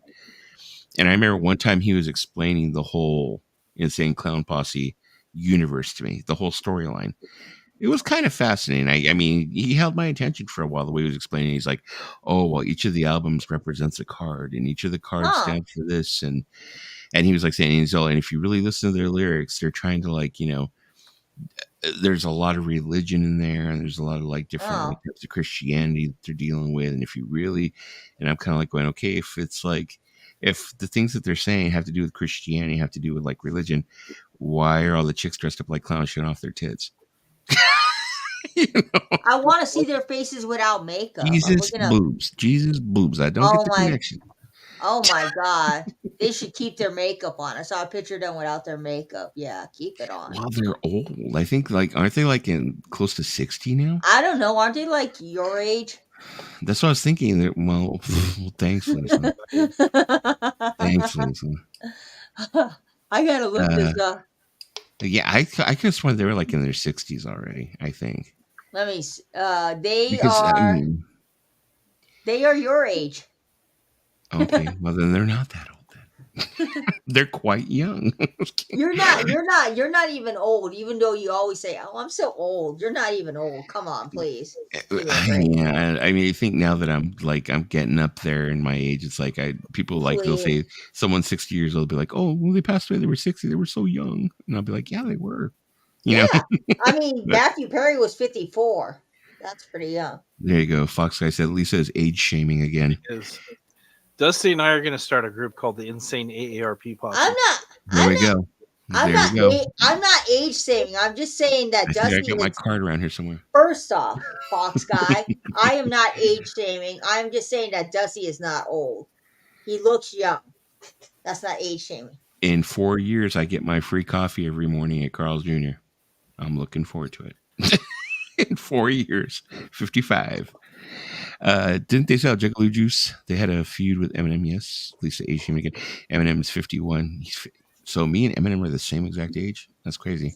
Wait, Juggalo Juice is Faygo soda. Faygo soda, yes. Something that I think Faygo soda is something that's more of an East Coast thing. I've never really seen it out here on the West Coast. I haven't seen it in years and years. It was big in the 70s.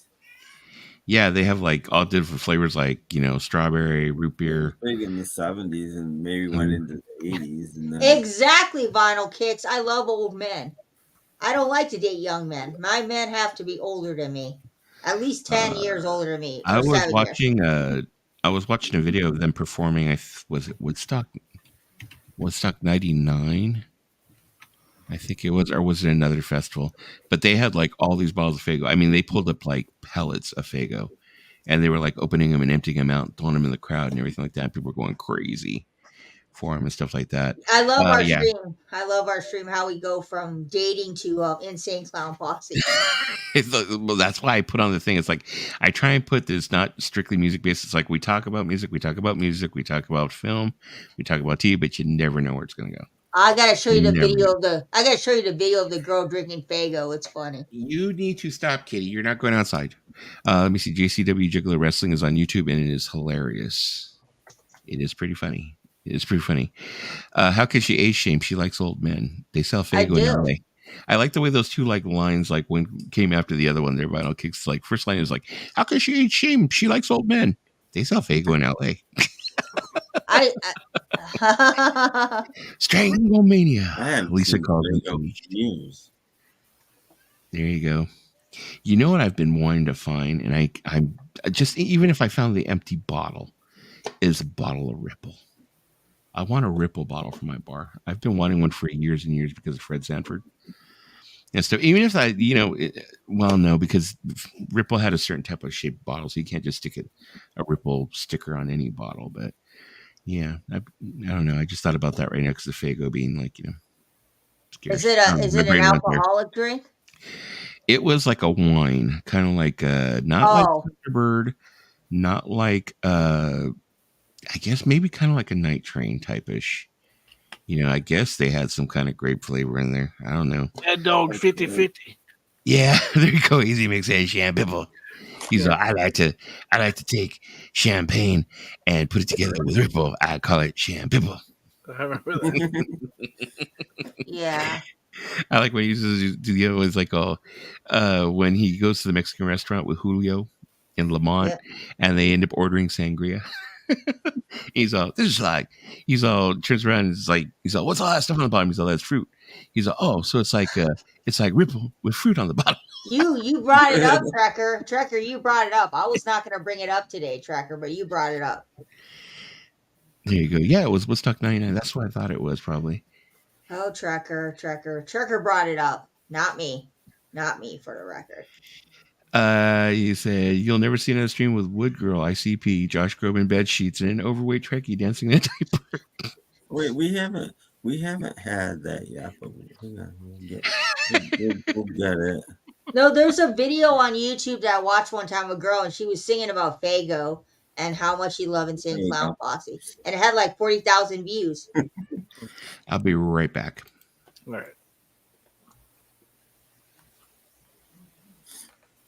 Yeah, I went to look it up online, Trekker, and Ripple is also a milk drink or something, like some kind of a healthy drink. So you have to be careful what Ripple you get. Ooh, that's cool. What is that? That's gonna freak the shit out of you. What is that?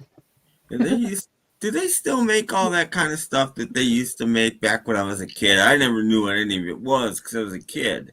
But they had, there's Boone's Farm, and there was an aunt that just loved cold duck. I never knew what the hell cold duck was, but every time we went anywhere and there was a family thing, my aunt was drinking cold duck. Cold duck?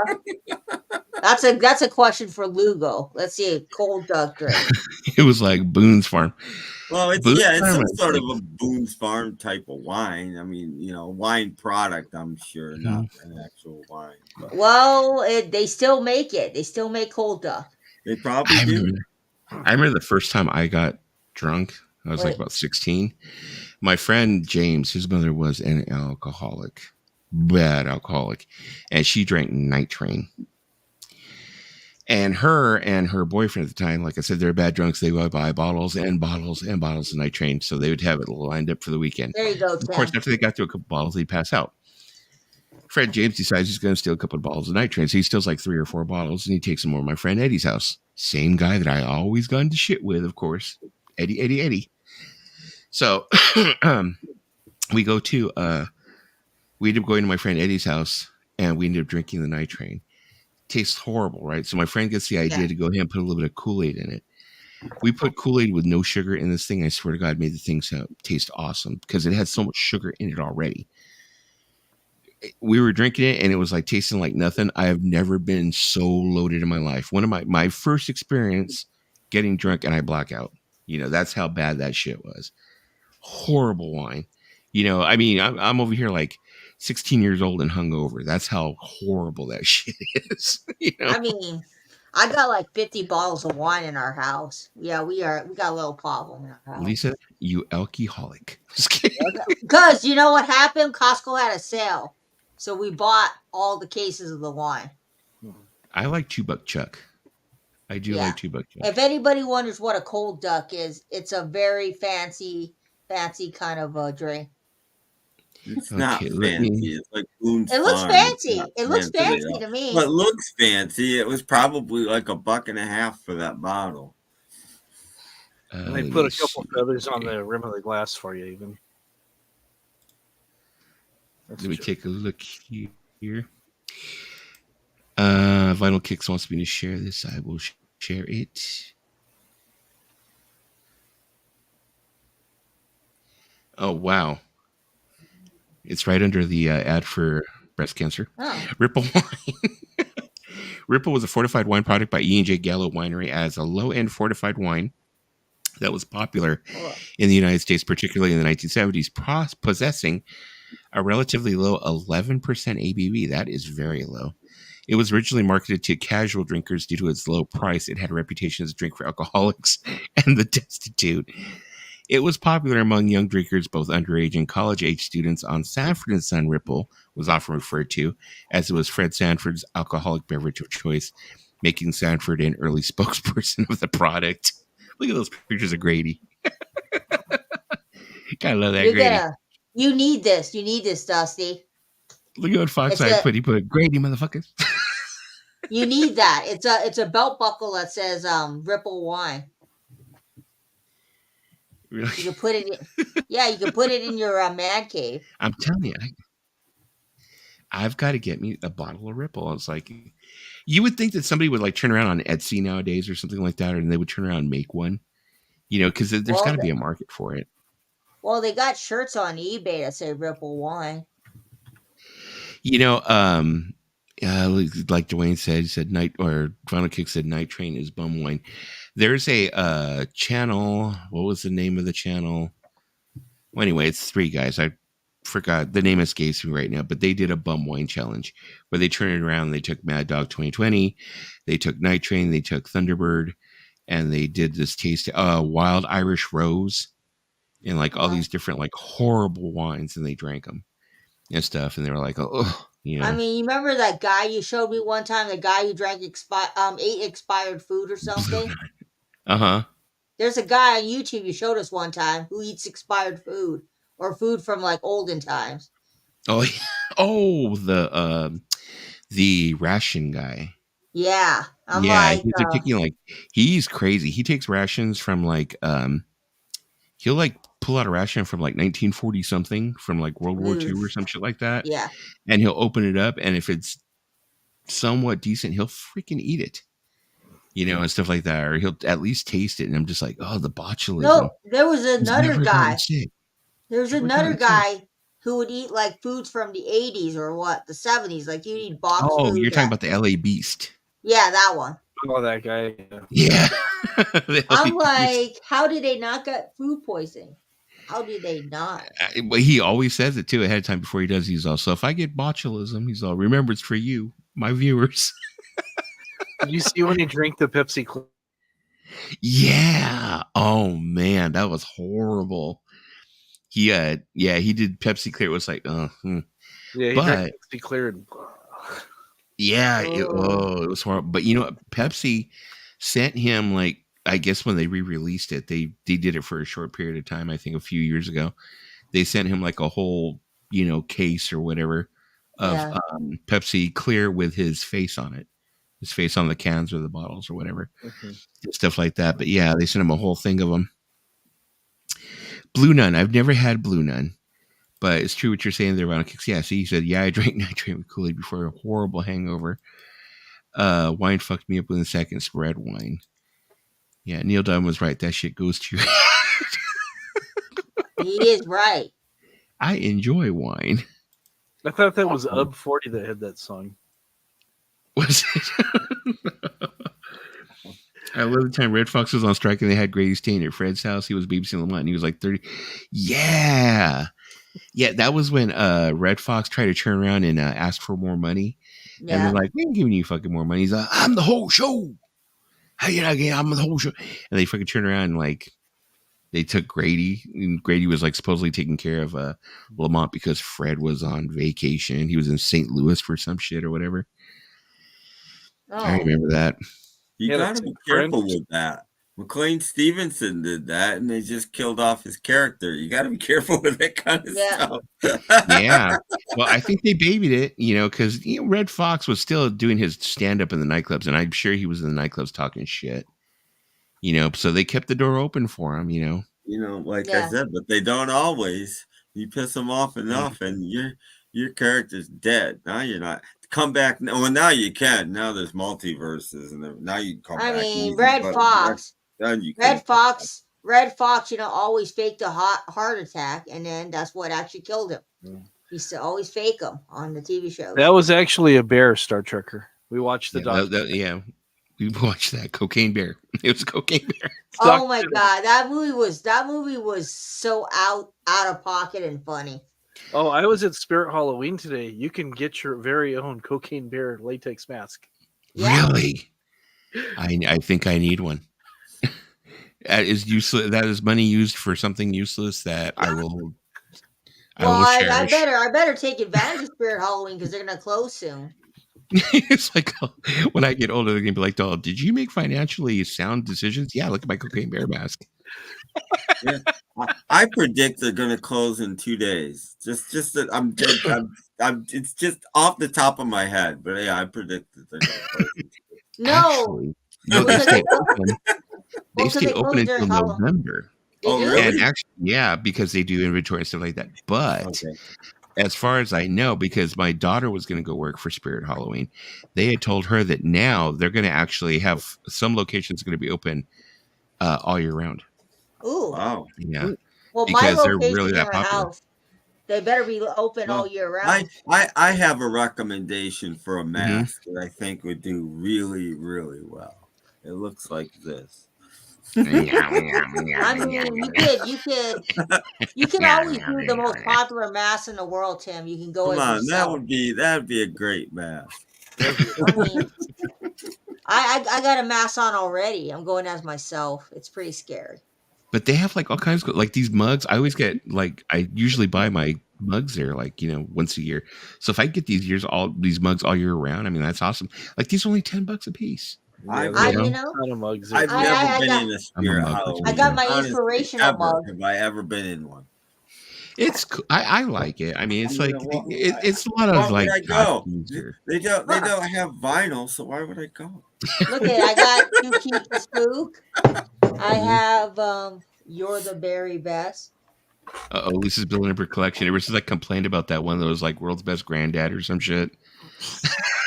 No, the Yeah, world's that best. same company was No, bugging the shit out of me. no, because he didn't like that I had the world best grandpa. He's like, "You're not a grandpa," and I was Oh, like, there you go. Look at Paulina's up there. "Yeah." Those are pint glasses. You're supposed to put beer in there. Yeah. Star Trek said, "Did you see that police cam video of guy? Okay, yeah, we already read that. The reason why I was like leaving this up is because my friend had sent me a video not too long ago of this woman who was trying to smuggle cocaine into wherever it was a different country. I don't even know what country it was. Really explicit video. They turn around and they like strip her down, and they reach up in the hoo-ha, and they pull out a thing of cocaine like as big as a gigantic burrito, the size of maybe like 3 Chipotle burritos. How do you fit a burrito into your hoo-ha? I have no idea how she did it, but she just like turns around and just bloop, pulls it on out. Dang, fitting a burrito in your But hoo-ha. you should see the customs officer when she's pulling out, because of course they have a female doing it. I don't know why they were making a video, but she's pulling out, and when she pulls it out, the freaking police officer, the woman's just like, her face. She's like, how did she do that? Wild Irish Rose had 2 flavors, grape and red wine, and 1 ABV. Why it was leaked is the question. You have to film these things these days because the police won't say this person did this to me and this person did that to me. So you have to videotape everything. Yeah. But it leaking is another story. I mean, that's pretty impressive that she was able to fit a burrito in her hoo-ha. That's pretty impressive. I'm not going. Yeah, she had to have seen a lot of action, man. I've never put a burrito in my hoo-ha, but I mean, a lady had told you have been removed. I mean, a lady put a cell phone in her. It's weird. I don't ever put any in, but they come right back out, and I don't know where they come from. There you go. Look at even Nathaniel says it can't go wrong with a good mask, I hear. I mean, you would know, Nathaniel. I'm working Halloween night. I'm going dressed as an overworked, underpaid panda chef. I think half of the country's going as an overworked, underpaid, not a panda chef. I mean, and you cook pandas. Overworked, underpaid. No, he had. I think he works at a panda place. Lisa still goes out for free candy, huh, Lisa? No, I stopped when I was like 13. I call. 33, you walk up to the. She walks up to the porch and like, Roseanne Barr, right? Yeah, Roseanne Barr. That's me. I'm Roseanne. Give me some candy. No, because because my siblings were young, right? And I wanted to keep the Halloween tradition alive for them, so I went with them. Imagine if it burst or broke. Somebody tried to steal it. I'm pretty sure there was an episode of what the hell? I can't remember the name of any shows anymore. It wasn't cookie dough. It was probably like one of those Pillsbury those cop shows that had all the spin-offs. I don't know. There's so many spin-offs of Chicago PD, whatever. Chicago. Well, no, this is an older one.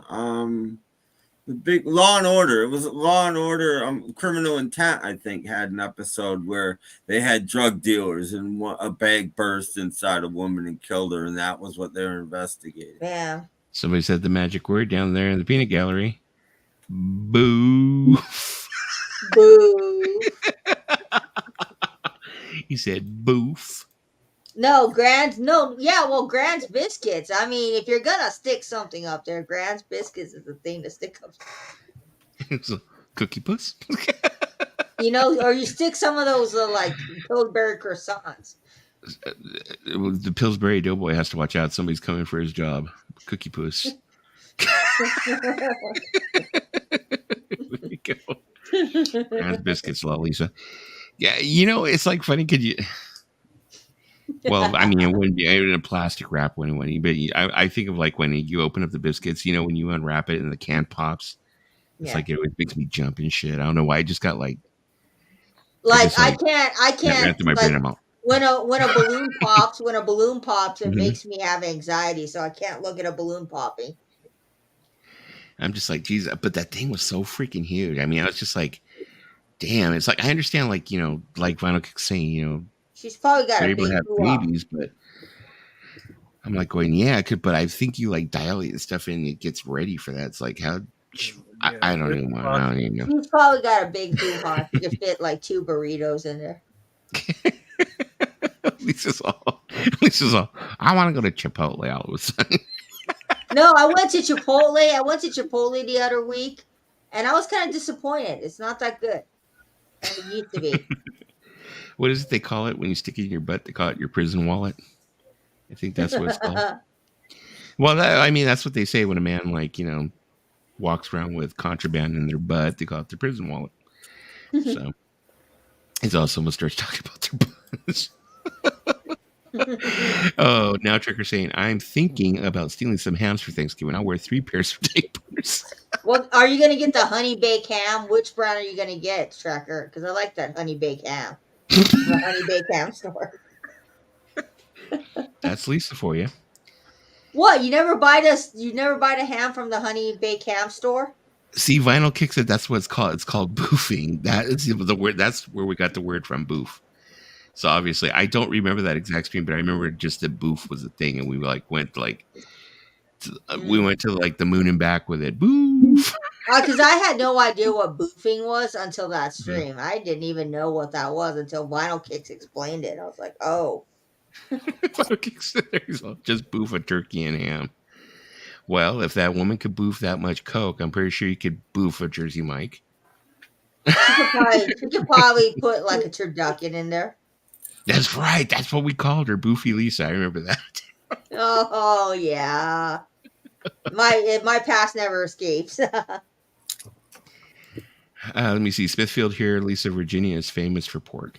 I do actually end up having a honey baked ham not too far from me right here. I probably might want some of that for Thanksgiving. I just get the ham from Costco.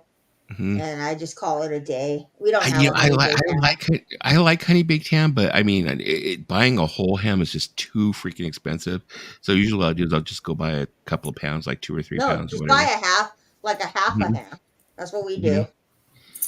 Yeah, I'll do but usually what I do is I buy like 2 or 3 pounds because I'm really the only one who eats the ham. Me and and the kid's mother. Nobody else eats the ham. Really. They don't eat the ham. What? That My sounds kids are so very good. finicky eaters. They're very finicky eaters. I don't eat the turkey, so I eat ham. Yeah. Also, they when it comes to the turkey, they will only eat white meat, nothing else. Oh, well, they're like me too. I don't Mhm. eat the dark meat. What we did for a couple of years there is we were just buying turkey breasts and we were cooking those because No. nobody was eating any of the rest of it, and we had a bunch of like wasted turkey left or all the dark meat and stuff. So I mean, the best part of the turkey is when you open it up and the stuffing falls out. ah, Canadian Thanksgiving. When is Canadian Thanksgiving? Earlier this month. Okay, It was in October, it's in October. early October. I Theirs is like remember at the on beginning. I remember on How I Met Your Mother when she's always talking about she's all everybody knows that real Thanksgiving was like earlier last month. Yeah, she's a Canadian. She's a Canadian pop star in Canada. Spiral Robin ham. Sparkles. Yes. Robin Sparkles. You see, I'm Let's too go bored to to the work. mall was the big hit, and Sandcastles in the Sand with Tiffany. This is what I'm right there with you, Venica, because I might be too freaking poor this no. year too, man. Prices This gone is up over the past couple of years. this is what you do. You buy the Aldi ham. You Mhm. buy the Aldi ham and you call it a day because that's an affordable price. You don't buy the expensive ham. Yeah, the kid's mother, she loves the dark meat on the turkey. I'm not into the dark meat. No. You gotta have the white meat. Well, white meat's dry. Hmm. That's what a lot of people into. You have to put gravy on it and stuff like that. Yeah, But white meat's dry. my cousin Ernie, the same one who used to like, yeah, my cousin Ernie for like years and years and years. He's older than me. The one I was telling you used to burn me with a freaking wind up motorcycles and shit. He used to tell me all the time and make me cry when I was little, saying, they serve you the butt. I was like, well, he's like, yeah, every year. He's like, I hear my mom say it. They said, give little Ricky the butt. He gets the turkey butt. It's you eat the butt. What? And I was like, shut up. And he's like, really? You eat the butt every year and you love it. What? You do eat the butt. I eat the butt. Mom, I don't eat the butt. Mom was like, shut up. You're not eating the damn butt. No, but on Christmas I like to make a prime rib. I make a pretty good prime rib on Christmas. The first week of October. I'm not picky when it comes to turkey or ham. Yeah, I am. It's like it's got to be the white meat or. I mean, why will when you do Thanksgiving, you gotta do the turkey. Aldi's is great. It's cheap. It's affordable. Oh, the Aldi's ham is fantastic. We had You like that. their nuts? I like walnuts, cashews, Brazil nuts. You like all these nuts? I walked into that. It's like I just barely said it last three. I'm like, oh, I'm saying it again. The classics will never die. You like all these nuts? I'll take 100%. Those big country hams are like $50. Yeah, they're. I mean, I could just imagine how much the freaking honey baked hams are going for right now. I'm just like, damn. Just go and get the Aldi ham. You have an Aldi and open near you. So I like crispy pork like lechon, but anyways, people, it is going to be 11 o'clock, so I have to go ahead and I have to give rides out like I do every freaking. Dwayne, lechon is the food of the Filipino people. Oh, that is so good. That lechon is so good. But I will be back tomorrow night, people.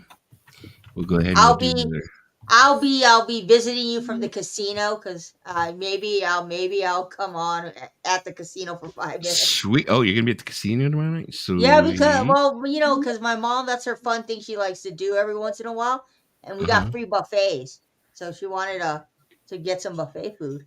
So we might be able to get your dad and your mom on stream. Yep. Nice. My dad. My dad has a lot of stories. Dusty meets the parents. Well, no, he's good. Because my mom was already saying he's a good-looking guy. I want to meet him. It would be hilarious if we end up getting like Lisa's mom on there and we end up like saying something about like the turkey butt. And he's like, oh yeah, she's all, we always feed Lisa turkey butt, make her big and strong. When's the last time I've had turkey? You want to know when's the last time I ate turkey? 2017. I haven't ate turkey. But Lisa like a turkey butt. She like a duck butt. She like a rabbit butt. She like a cow butt. I'm gonna let you in on a little something. I've never had duck before. I just don't like duck. I've never had duck either. And you know what? I stopped eating lamb when I was 24. I had heard that duck was kind of like dark meat turkey. That it's like the same thing. It's like a really like an oily type of meat. That's why I had heard. My favorite is prime rib. Ooh, I love me prime rib and ham. Let's see. At least it come to Bally's. I'm not going to Rhode Island. I'm not going to Rhode Island, man. When I live out here in California, we got so much shit to do. I don't think I'm coming to Rhode Island. Right. Well, good night, everybody. Thanks for being here, Vinyl Cakes. Dwayne. But Fox Guy. I've been there. I've been to Rhode Island. DJ Trishan stopped by tonight. That's unusual. He's here. Oh. It's almost time for me to go get my freaking snowman out of freaking snow. And then he's got to stay out this time. My snowman's gonna say something. If I'm going to the East Coast, Fox Guy, I'm going to Massachusetts. I'm not going to Rhode Island. I want to see Mark Wahlberg and his abs. And there you go. Look at Tim's ready for Halloween. I like how Tim made his all. Oh, I like that he put beans on there. Oh. Here we go. I can check your private chat before you get off. Okay. I've got my Beans would be like, "You silly guys, I love you." It's waiting for my snowman to come out of storage. Oh, okay. Before the weather is beautiful in your area. Tomorrow it sounds like a good day for you to go and dig out your snowman. I should. I probably will. Die Hard is a Christmas movie. Yeah. Oh my God! Here we go again. Die Hard is not a Christmas movie. Die Hard is a Christmas movie. All right then, guys. Well, I'll talk to everybody later then. Bye. Bye, everyone. Okay.